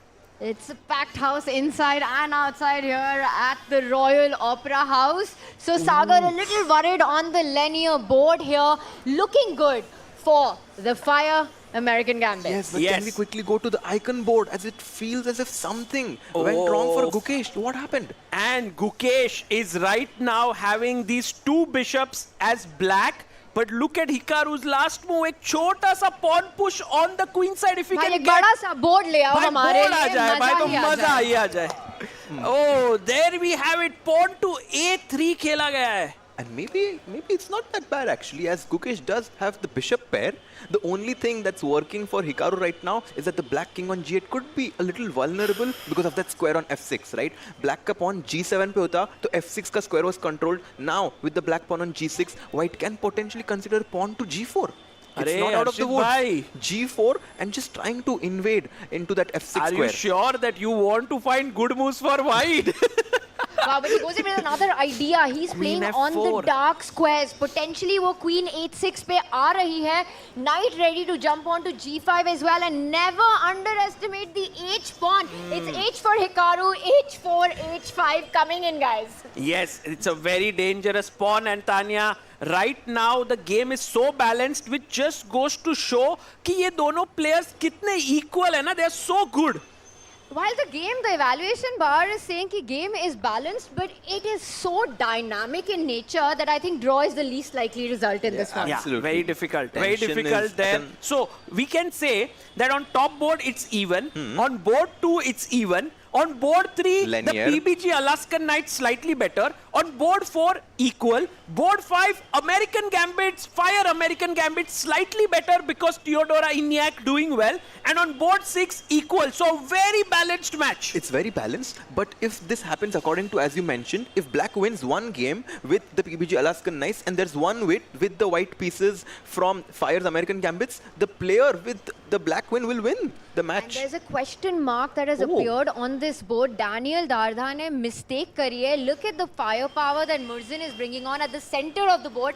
F pawn आगे बढ़ चुका है. Always watch out for the idea of the E pawn moving forward at the right time. Also taking away a key square from the black knight to jump to. Guys, I have such a nice partner in Tanya right now. Fire's American Gambit supporter here. भाई hi fi मत करवाना फिर से मुझसे. And but I think this is a great position, Arshit bhai. You have to agree, right, that white is doing really well here. Yeah, let's have the board. It's very difficult for Harshit to agree on anything No, right now. I don't agree because I think Daniel Dardha, yes, he's a little bit passive right now. Guys, I have an amazing news for you. भाई एक knight जो d4 पे वो कहाँ जाएगा ये बताओ. You know, एक square. knight lands on f5 and you high five. Look at this arrow. भाई नहीं गए It's आप on तक the क्यों कर रहे हो भाई? board. तुम Look at फ्री that. भाई अभी देखो भाई डैनियल दारदा आएगा भाई भाई. नाइट c5 पे लाएगा अरे भाई. पर हर्षित भाई, the board has come with arrows. अरे Knight on f5 and we are live. I mean, Crazy. imagine ये knight आया वहाँ पे queen को लाओ f2 से g3. You're putting pressure on the king side on that central weakness. I actually think this is very dangerous for black. Yeah, this is looking For Daniel? super dangerous, and Fire American Gambits are on fire right now, and so this is a और good board. उन्होंने एक pawn भी नहीं gambit किया यार अभी American तक तो कुछ Gambits नहीं ने. किया है. In fact, all games are looking good. Theodora Inyak, can It's we go to getting board better, 5 apparently. between Theodora and Sara Khadem? अगर ये बोर्ड को हम लेके आए यहाँ पर, तो हर्षित भाई यहाँ पर नहीं लगता व्हाइट की पोजीशन भी बहुत सुंदर है? बहुत अच्छा पोजीशन है व्हाइट का भाई इस बार. I cannot lie because it's so easy to play with white. White has a lead in development. The rooks on D1 and C1 are on open files. The bishop on E3 can jump into B6. And even though I'm rooting for the PBG Alaskan Knights, it's hard for me to argue here. It's clear that white has a lead in initiative and development. That's a grandmaster talking here. He can sense it that white's position is much better here. So today, उनकी आवाज में काफी दर्द था दो. When Harshit was saying it, while he can't deny the advantage that exists. I think especially on this board, I think the problem child here for black for Sara is that bishop on c8, Yes. which also blocks the rook from coming into the game, and it's still a few moves away from all of that to happen. So this is looking difficult, and the reason for that is that the dark squared weaknesses, white's bishop landing on b6, landing on a7, the knight jumping onto d4, and let's just come from there. So maybe a5 is the path you're looking at. A very active position for white. right. And by the way, guys, we have right now the 6 boards that we can look at and just get a feel of what's happening Bhai, inside. 1 second. हाँ. Has white with that last knight retreating move just set up a rook takes bishop tactics? भाई queen से मार देंगे तो क्या हो रहा है? Oh, bishop f4. Bishop f4, rook d1, bishop c5, lot of tempting options there. Oh, क्या it's बात है? definitely going to be something good, Tani. for He black has to be- calculate. Sara will have to calculate this position. सारा calculation करना पड़ेगा. Sara ka Sara. Oh, We by the have to way. calculate everything here. Meanwhile, Gukesh is better. Let's go to board 1. Oh, man. And we wow, can see the Hikaru board size has user. gone wrong. What? happened here? PBG Alaskan Knights may have a big opportunity Let's here. And, but what's happening, Harshit bhai? If you can explain, क्या हो क्या रहा है? भाई engine को black का position बहुत पसंद आ रहा है. हाँ, पर क्यों? Because I feel right now the rook on e2 has nowhere to go. How can we attack it? Guys, black to play. How can we attack? No, he does not do it. Oh, he doesn't. He goes rook c7. Gukesh is going after the c2 pawn. Tanya, what's your feeling here? Look at the bishop pair that Gukesh has in an open position right now. The rook lining up, attacking the pawn on c2. The queen on b6 has paralyzed that knight on d3 to defend it forever. Which is why the knight on e4, wo hil hi nahi sakta hai because you'll end up potentially losing a pawn. Gukesh's pieces are doing a fantastic job. That pawn on d4, clamping down fully on white's position. No activity currently for Hikaru Nakamura. I think Hikaru will start having to play on Gukesh's time, but look at the clocks as well. Gukesh with a 4-minute lead, guys. It's crazy. Right now, Gukesh looking really good. But Hikaru, he's known as one of the best defenders in the world, right? And this was actually the same scenario in the India versus USA match. Gukesh was doing well on the board as well as on the clock.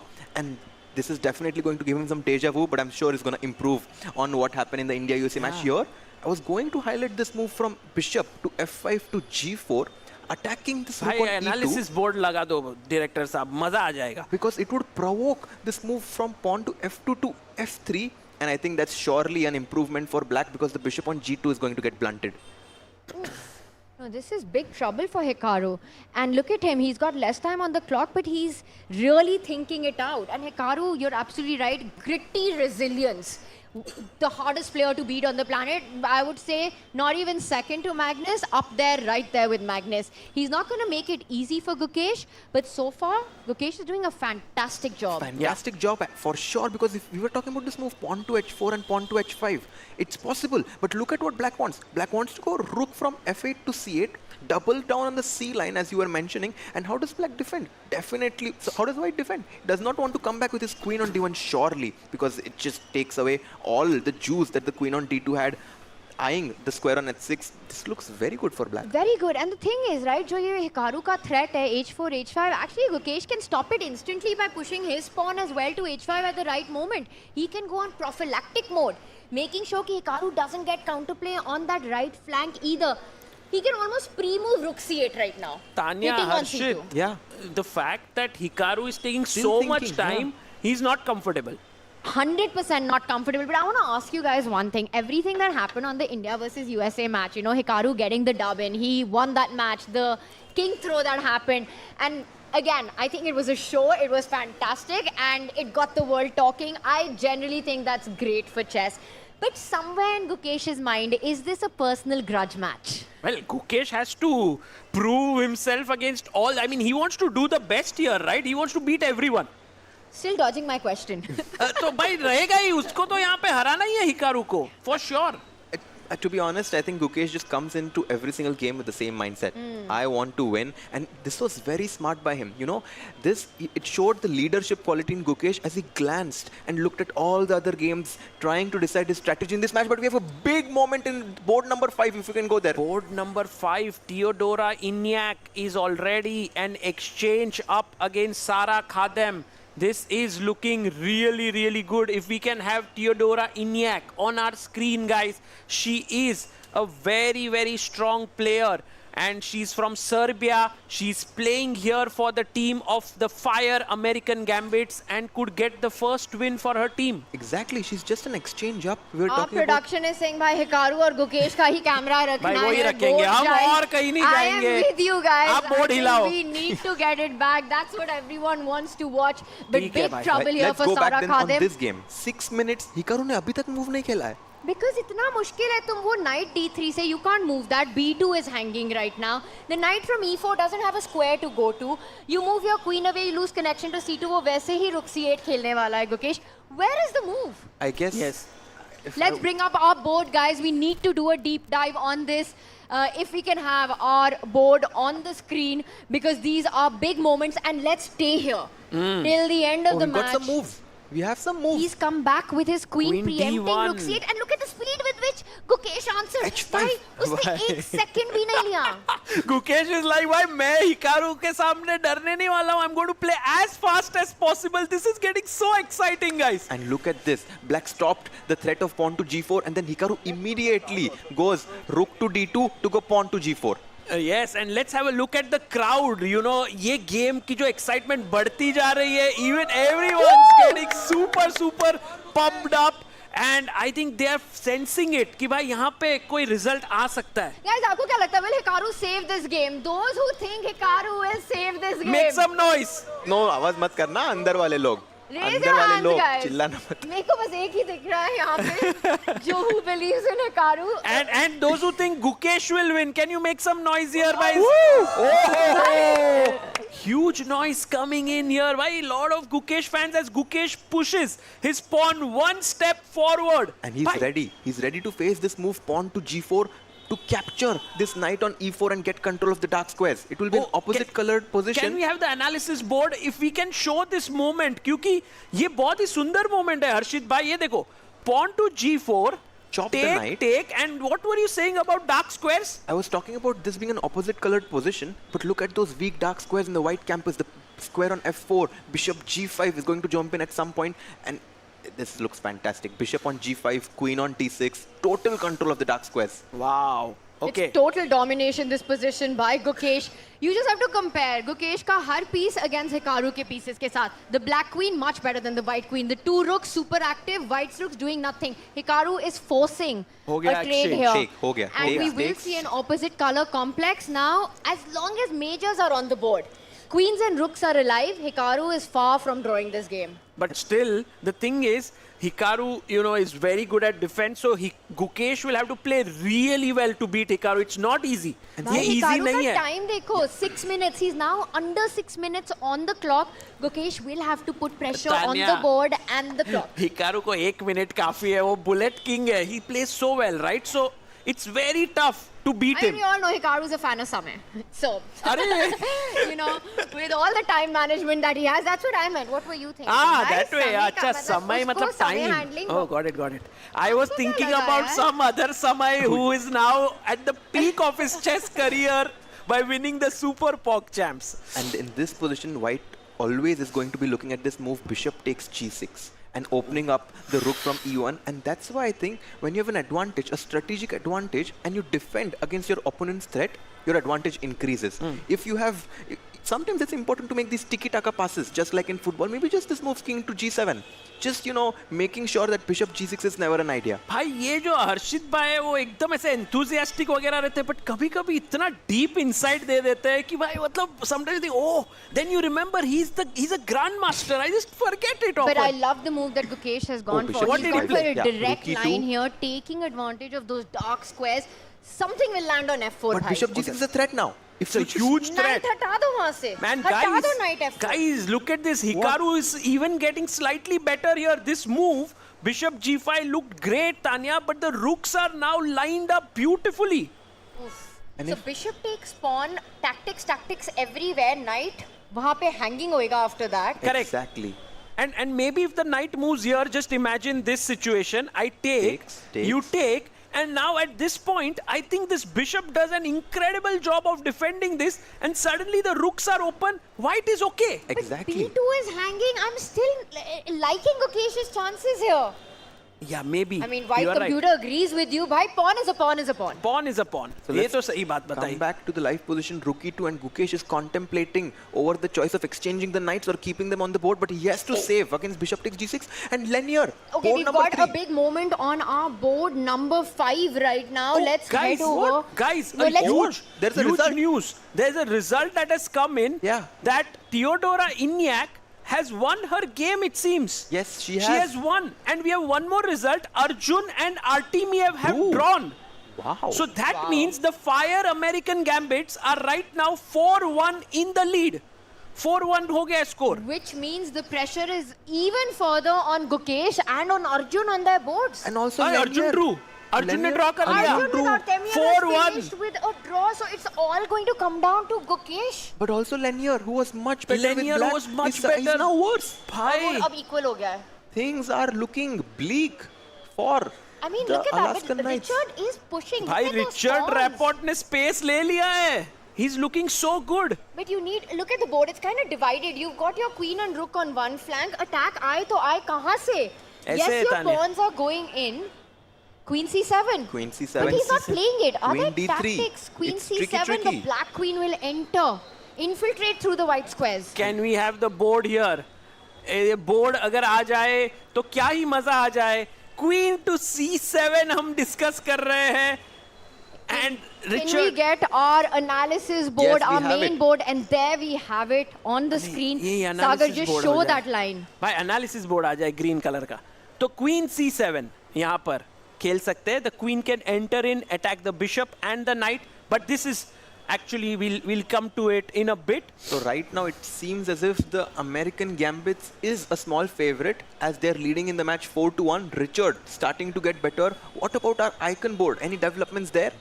And icon board, let's go to Gukesh Hikaru. Yeah. If we go to Gukesh Hikaru here, उनका ऐसे video change कर दीजिए. And here we see opposite colored bishop. I have a feeling It's draw. that It's it's heading equal, towards a draw. But Harshit bhai, it can go in any direction because both are fighters. Yeah, they won't agree to a draw. It's not just that. I'm going to point out that Gukesh is setting up an idea. वो चाहता है bishop को वापस लाओ, queen को आगे लाओ, and you're setting up a battery to infiltrate on the dark squares. सही. क्या बात है तानिया? Great point. अरे बढ़िया point. No, it's This a is very amazing. good point actually, but somehow I But, feel that and we have also the arrows here to show it. Oh, wow. And also the bishop is looking here. The rooks are on open file. तो तानिया एक idea white के लिए भी हो जाए ना ऐसा क्या करेगा हिकारू? भाई बिशप d6 के बाद क्वीन f3 खेलते हैं तानिया. क्वींस एक्सचेंज कर लेते हैं. Oh! you don't care about the C2 pawn. Well, pawn is a pawn is a pawn. True. It's true. I can't अरे give हाँ up यार, this तानिया pawn. जिस pawn के पीछे पड़ Maybe गई it's है. not going to be enough, but how easy is it to just go into that position where you're sacrificing? And Hikaru saying not easy enough. Rook He D1. does slide his rook over. He's actually attacking this. And that's a good move, guys, because he comes in with a threat. And agar bishop wo central square pe jata hai, e5 to defend it, then your move, queen sliding to e4. Sagar, if we can have arrows on the board after bishop e5 pe bhi arrow dal diya jaye, queen e4, hitting that bishop, and suddenly Hikaru's coming with threats at the center of the board. सही है. this Anything can happen here. Guys, I want to get your thoughts on one board if possible. That is Bibisara versus Katrina Lagno. क्योंकि यहाँ पर already endgame position आ चुकी है. Is this a draw or does black have some chances? Black has an extra exchange. I mean, she's gonna play on forever in this position, Lagno will, but white has one pawn. You do the math, exchange, rook is worth 5 points, bishop and pawn worth 4 points. It's 4 versus 5 right now, but not an easy convert, Harshit. Absolutely. Not an easy convert, and one might even say that this position is roundabout even, because we do know that if we get rook versus bishop, right now black has 5 points versus white's 4. Even if white is able to sacrifice one of the pawns and exchange everything and get rook bishop versus 2 rooks, it should also be a draw, which tells me that Bibisara is holding this position with some drawing margin. Guys, this bishop on e3 is as solid as Tech Mahindra's tech And is. look at that, I think they have a result there. Draw कर लिया भाई. It has to be a draw right now. Let's and as go. Lagno looks back, calling for the 5-2. arbiter there. Yeah. This Kings in the center, saves a difficult game, Bibisara does. 5-2 is the score in the favor of Fire American Gambits, guys. This is not looking so good for the PBG. Let's go to Gukesh and Hikaru and let's watch that play out. It is still in the balance. It's our icon board right now. By the way, it goes for your idea. Black का रुख हट चुका है C file से, C2 tender नहीं है. Hikaru basically offering a draw with this move. Exactly. अरे हाँ. Essentially saying. But Hikaru is playing this team tournament, right? He's seeing that his team is doing well, so he's like, draw is fine for me. Yes. Gukesh, you might get the draw, but your team will lose. Yeah. No, I mean, I think Hikaru knows that his team is doing really well, already has a lead in the match. All he needs to do is draw this game, and the rest of the games... Look at the PBG Alaskan Knights there. We've got Abhijit Kunte who's captaining the team. He's the one who chose the black pieces for the Alaskan Knights along with Arjun and Lagno there. You can see the stress on their faces right now. Right. They're and by the way, nervous. in the chat, by the way, on the live stream, people are saying there's so much traffic noise and all. Guys, Ye that's Mumbai hai mere yaar. Exactly. This is not going to the players at all. They are in the focus zone inside the Royal Opera House. ये तो यहाँ पे live studio है. तो यहाँ पे थोड़ा Mumbai feel आ रहा है. थोड़ा cars in the background. Beep beep beep. थोड़ा horn बज रहा है. कि बोल रहा है कि Hikaru draw चाहिए. Beep beep. No draw. No draw. Now, you know what else is in the background is that billboard that I can see. I know everyone watching online cannot right now. And look at the action that's going on And we have there. such a nice mother and son playing chess there. So nice to see you are on the broadcast there. Very cool. The best thing about that game is that the king and queen are on the wrong squares. Oh. Aha. Okay, amazing. By the way, Harshit bhai, the little kid is one of your big fans. He told me he wants to meet you later. Wow, it's so good to see him. I'm definitely going to go and try to play with him. Wow, Oh my Harshit God, bhai's so sweet. autograph laminated and kept here. Guys, let's get back right now to Murzin versus Daniel Darda, the prodigy board. Sixth board. It's right now looking very, very even here. Any hopes for either side? या draw हो रहा है भाई यहाँ पर.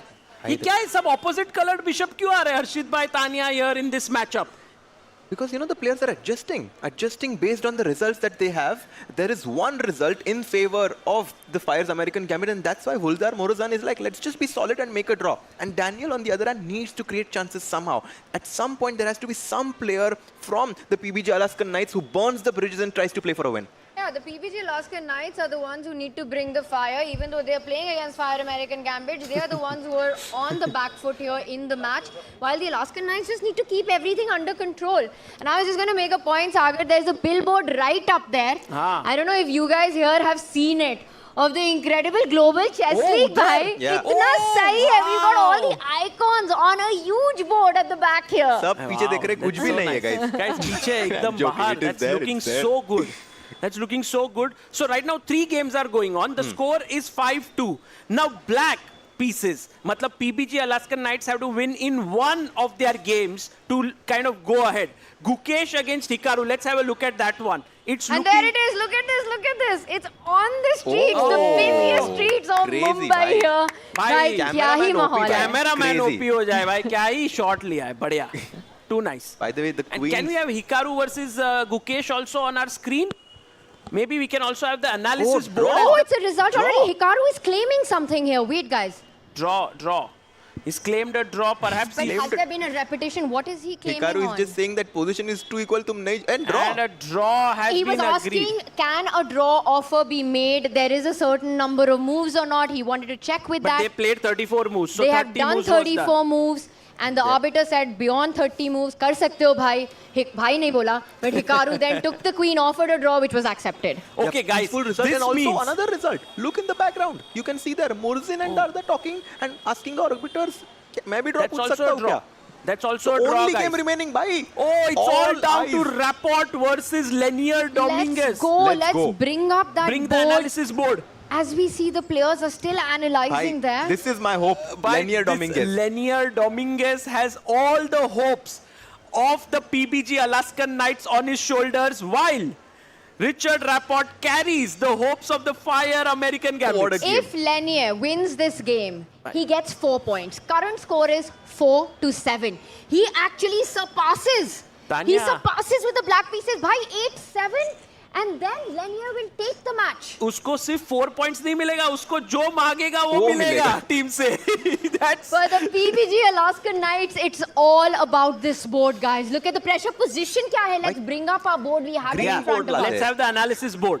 Oh, full pressure on both the players. 2 minutes, 18 seconds for Rapport and only 50 seconds, Arshit bhai, And for somehow Dominguez. Richard is trying to place his knight on h6. He wants to bring in the queen to f1 and set up this tricky move. He Oh, does bhai, it. कर दिया भाई, He's- mate करने Yes. को आ गए. He is going for a sneaky checkmate. Black has to defend it somehow, and I like this move, queen to b3. Not only defending the pawn on f7, but meeting an attack with a counter attack, attacking the bishop on e3. But he goes bishop He e8 goes back. He goes back, and Dominguez has 37 seconds. And guys, they have just reached move 40. मतलब अब every move के बाद 2 second increment है. That's the new rule in the Global Chess League. It's not straight finish. So you won't see crazy pieces falling around. Yes, an increment of 2 seconds additional time after every single move that they make. Queen to b3 happened now, which means that the knight on f5 cannot move anywhere because it would lose control of the e3 bishop.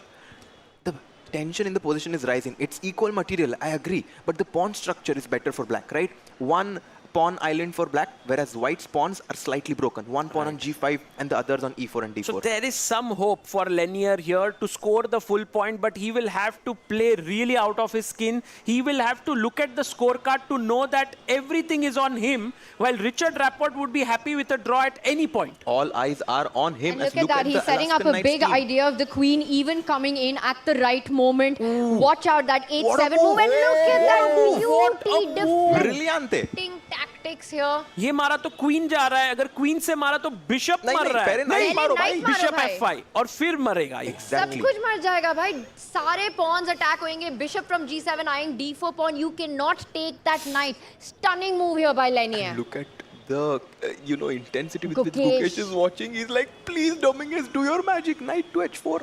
What will he play? Well, Lenier Dominguez, it's such a close encounter, right? Like anything can happen here because black is slightly better. And it comes down to this match, man. guys. If PBG Alaskan Knights for Lenier Dominguez, a win would mean that they get 3 match points. What a turnaround that will be. And this kind of a move can really confuse your opponent. Okay, we are going into that line. Bishop takes knight ke baad, the bishop came back. Yeah, this happened. Takes, bishop came back and bishop g6. It's looking really good for black here, guys. Threatening a checkmate. White is threatening checkmate with queen c8. Oh, Bhai, kya you have dekha to hai, be bhai. aware Tricky, with Arjun every bhai. single move, and maybe just pawn to e6 now. But every pawn move that you make creates some weakness. King g8, solid choice. I like it. With 6 seconds on the clock though. Oh man. Dominguez has just 6 seconds, and remember, it's only 2 seconds increment. It's not a lot of time. It's a beautiful move. He saves the checkmate, and the point is that White has a lot of strategic weaknesses. There are weaknesses in White's camp here. Queen B1 check आ सकता है. कोई भी check से central pawns मर सकते हैं. The two bishops lined up against it. Huge pressure on those central pawns right now. That's so well said. So well said, right? Like the two bishops are attacking and White's two bishops are defending. Queen F3. The wind is blowing, the pieces are flying, time is rolling. 1 second. Queen, he might lose on time. No, he does not. He has to play quickly. Lanier has to be careful. He gets the queen to the center of the board to defend the pawns. 1 second. And the players are playing on their final seconds. 2 seconds का increment है. Lanier के पास 5 seconds है clock में. Oh my He God. made that move with 3 seconds on the clock. Let's He gives a just see check. what's happening. Bhai, and Richard Rapport also coming down to 10 seconds. भाई look at Yellow. Lanier. He's fully locked in. Richard अपना king हिला रहा है. ऊपर नीचे. And right now, do we have... Oh, there's some repetition happening. I hope Lanier knows that he has to play for a win. And Richard Rapport knows that his team result depends on his board. He has to hold this one. He has to hold. Correct. The only result which would change the outcome of this match is if Dominguez wins. And Dominguez is struggling to find a way to break through. Beautiful pieces, but you're almost maximized everything as black here. Queen perfect, two bishops perfect. Where is the breakthrough? And you cannot repeat Dominguez. What? Oh my goodness. What? And Did he lose Dominguez on knows time? it. Lanier knows it. It ends in a draw. What but happened? nothing Was was it to a be repetition? done. Yeah, it was a repetition. And there we have Abhijit Kunde, PBG Alaskan Knights, and he's he's saying, not happy. No, he's saying like, why was that stopped or something? Was it a draw? A draw was offered and it was accepted. Richard Rapport made a move, offered a draw. Lanier Dominguez accepted it. And with that, the PBG Alaskan Knights go down to the Fire American Gambits. Gambits win. What a win, yeah. What a Guys, match. huge What a round of match. applause for the team. What a close match, right? We had like 5 draws and only 1 result. That's huge.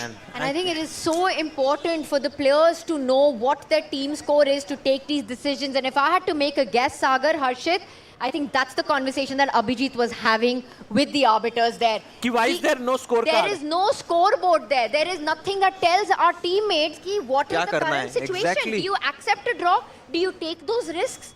And you know, and those are decisive moments. Absolutely. Yeah. And now Dominguez is going to go back home, and once he knows that he had to play for a win, will be disappointed. But he did the best what he could do with the information he had. And I wonder if the position itself, objectively, you maximized everything. How do you even make improvement there? Though a hold, the point was to just keep playing. Because a draw is as good as a loss. Yeah, and by the way, the players are now coming forward. You can see that small happiness on the Fire American Gambit's team's faces, while the PBG Alaskan Knights are unhappy. They're discussing there that, you know, should we make an appeal or something? Maybe what are they discussing? I don't know. Well, they could be discussing what happened in Gukesh versus Hikaru as well, because let's not forget the world champion Gukesh, he was pushing in that game till quite a point, putting pressure on Hikaru there.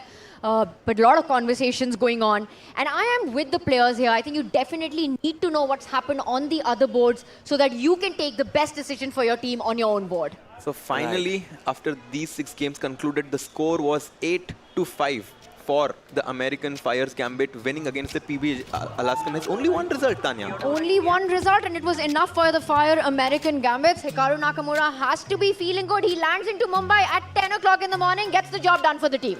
And what would be the feeling handshake. for Teodora Iñak here, single-handedly helping her team win the only decisive game. There she is, right at the very end, you know, telling Fire American Gambits, I got you. It makes it easy for us to choose who the player of this match is. For sure has to be Iñak, bringing home those important 3 points for the team. Right, and by the way, guys, what a day we have had today. Teen decisive game, Triveni Continental Kings won, the upgrade Mumbai Masters won, and now it's the Fire American Gambits.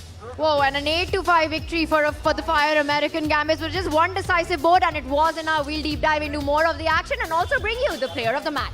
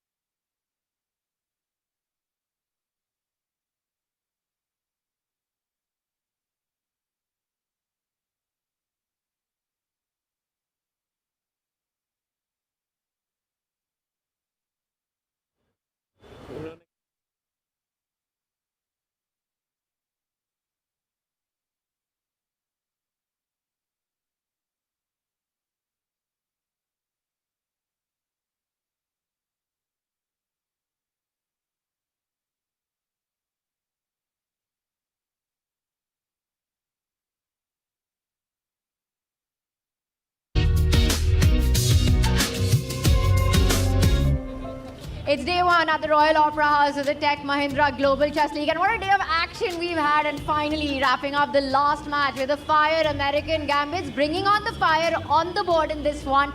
A 8-5 victory against the PBG Alaskan Knights.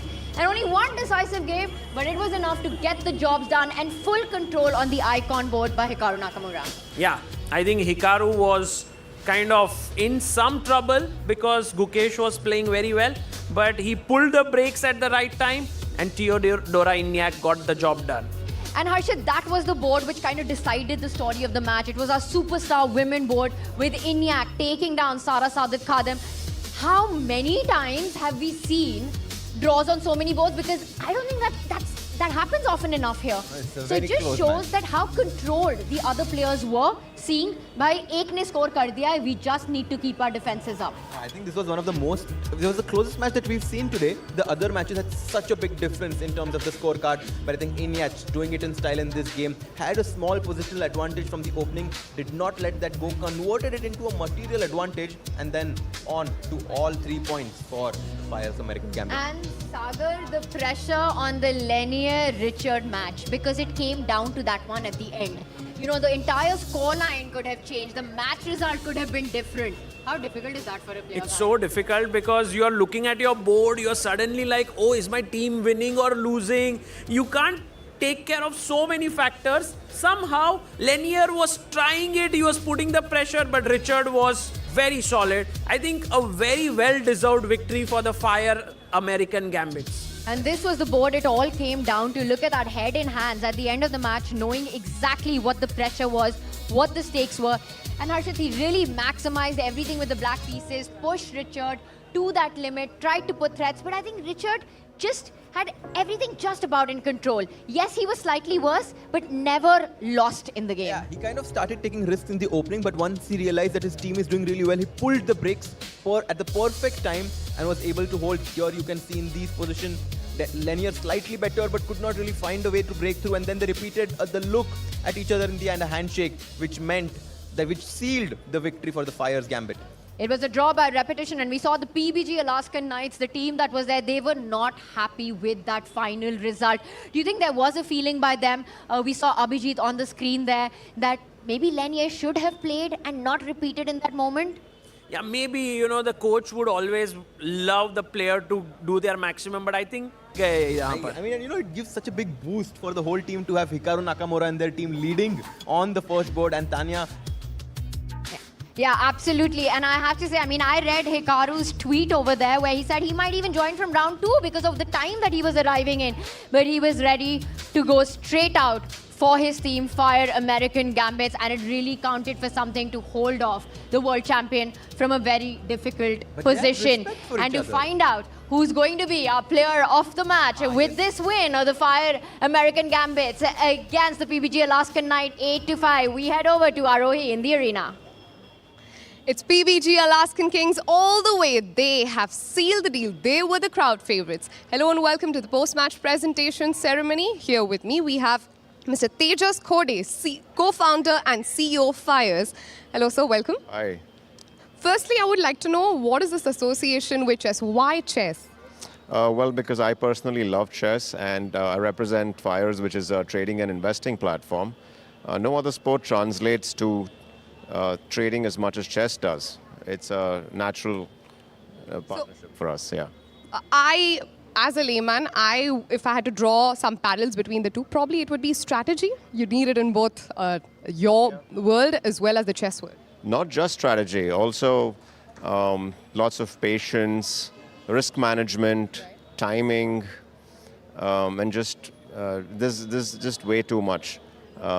Too many commonalities between both investing, trading, and chess. And now that you've said that you love chess, I'm going to ask you some tough questions. Are you ready for that? I hope so. All right. So if you had to pick one player to play against, who would it be? I think it would be Hikaru Nakamura. All right. That's right. Would you pick white or black? I'd play white because black is a bit harder. Maybe if there is some small advantage I could seek, white could be that one, yeah. So setting the game, that's what you would do. But what's your favorite move? My favorite move is the American Gambit. That That was amazing. But today you're going to have to give away the Player of the Match award, which unfortunately does not go to the American Gambit. It goes to Theodora Eniak from PBG Alaskan Kings.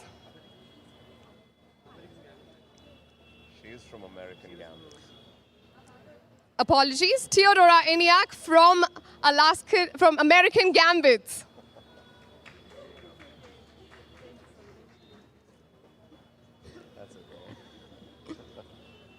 Theodora, can I have you here with us? Firstly, extreme apologies for the goof up. I'm sure you're going to remind me this for the rest of the season. No, it's okay. I understand. It happens. All right, so you've been playing so many tournaments. You are in Mumbai. How the last 24 hours been? Yeah, I mean, it was a bit stressed for me because I never played this tournament before. It's my first GCL, and it's very special. Like, atmosphere is great, and especially when any tournament is held in India, like, it's amazing to see how many fans are here because in Europe we don't face this many fans, so it's really, really nice, and I'm happy that my team won. Hope it will be good. Okay. How's your spice tolerance? It's good. I enjoy Indian food, yes. All right, so you will definitely not have problems here in Mumbai. No. Actually, I'm one of, like, whenever I play in India with my national team from Serbia, I'm the only one who is really, like, looking forward to tournaments here exactly because of the food, yeah. Okay, let's talk about today's game. Was it like a piece of cake, or did you actually think about which move to play? Were you very calculative about it? No, okay. My team was white, so it was a bit, I'd say, shaky because, of course, in this tournament, black has maybe slight advantage. But it was unfortunate. I got, for my opponent, it was unfortunate because she got a little bit like cramped position. So, yeah, it was not very easy to. Once she kind of misplayed it, it was not easy to come back, and eventually she blundered. So, yeah, it was I would say, probably just bad game from her. But I didn't do anything special. It just happened. So I'm happy to win. All right, one bad day is fine. I've had one today, but congratulations to you. And let's hope that you have so many more good days to come. Yes, thank you so much. Thank you. That is it from the presentation ceremony. Back to you. Congratulations to Eniak, Theodora, and congratulations to the Fire's American Gambit. And what a closely contested battle this was against the PBG Alaskan Knights, with the icon board holding up in the end. Theodora getting that one must win. I have to say, you know, we had the owners of Fire's American Gambit there, and he said he'd like to play against Hikaru. Bold choice there. Yeah, I think in general, the American Gambits have them as the title sponsors, the Fires, and I think they would be so happy to start this season on a winning note. It's so important to have the momentum on your side.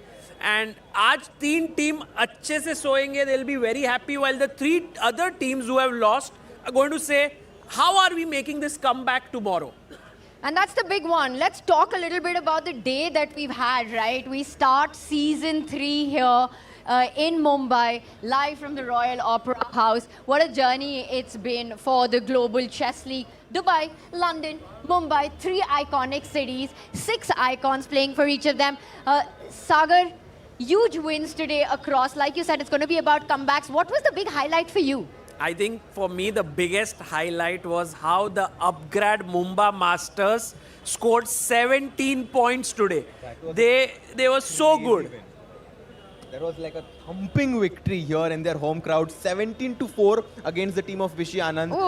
That's going to be a strong lead that they take on early in this tournament. Were they the most impressive upgrade Mumbai Masters today? For sure. For sure. I think they definitely were the team of the day, if there is something along those lines, because they had a clean performance. Yeah. Dominating, crushing victory that was. Let's bring on our head-to-head scores that we saw going into the final match of the day right there. A very different story from the upgrade Mumbai Masters, with their 17-4 even. Here for the American Gambits, that win of Theodora Eniak on board 5. The only decisive result, it was enough against Sara Kadim to get the win in the bag. Absolutely. I mean, it's not easy to come to this tournament for the first time and start with a win, but this just goes to show the tenacity which Eniak has to prove why she's one of the best players. Right, and so this one is really such a solid encounter. Yeah, very cool. I loved how American Gambits did it. No losses for the entire team. They'll all be very happy right now. Oh, they're definitely going to be happy. But you know what? We've had 3 matches, which means there have been winners, there have been losers, there's been heartbreak, there's been celebration, and the action continues tomorrow on day 2. We start the day once again with Hikaru Nakamura's Fires American Gambit against the upgrad Mumba Masters. And Harshit, what a way to start the day. Oh, this is going to be like the perfect day to start the day tomorrow. We get the heavyweight match early on. Mumba Masters, who won 17-4 against American Gambits, who took on one of the best teams that we have here, PBG Alaskan Knights, with Gukesh and Arjun, both in them. Right. Guys, it's going to be Hikaru versus MVL. Who are you picking in this match? I think that one would be a draw, but I have overall, Sagar. Overall, I think the upgrade Mumba Masters really feel like a strong team after today. It will be tough for them. It'll be tough, and another tough match coming up for the Ganges Grand Masters, who definitely have to take stock of what happened today. They go on against Fabiano Caruana's Alpine SG Pipers. What are we making of this one? Who do you pick as a favorite in this battle? The way Alpine Pipers played today and the way Fabiano led the whole team, I have a feeling that Alpine SG Pipers is going to be a favorite against Ganges Grandmasters. I mean, Fabi did lose his game today with Ali Reza, but still, I think that they are the stronger team. Zujiner, that's the Triveni Continental Kings. The Alpine SG Pipers have Pragna Nanda in the team and Anish Giri, and that's a cool team that they have. I have a feeling that Alpine SG Pipers will have a small edge against Ganges Grandmasters. Let's see Vishy Anand whether he can make a comeback. Well, he needs to do it for his team. It's super important because 2 losses in a row would count, not well. And our final match of the day will be the PBG Alaskan Knights taking on the 2-times winner, the defending champion, Triveni Continental Kings. We will see in action. It's going to be Gukesh versus Alireza Firouzja on the icon board. It reminds me of the Candidates 2024, where Gukesh and Alireza had those crazy encounters. Which Gukesh won, right? One he lost, one he won. But he won the crucial one round, towards with the white end. pieces. Yep. Yeah, but this will be a very exciting clash as well. The Triveni Continental Kings are in such good momentum. 2-times champion, today starting off with a win. And let me get you guys even more excited. This was exactly the final clash of Season 2 of the Global Chess League. It was Triveni Continental Kings taking on the PBG Alaskan Knights, and that's the action that's coming up from tomorrow. What a day of chess it's been at the Royal Opera House. Intense actions, brilliancies, blunders, icons, prodigies. We've had all of it. We'll be back with that and more tomorrow. See you then, same time, same place. Thank you, guys.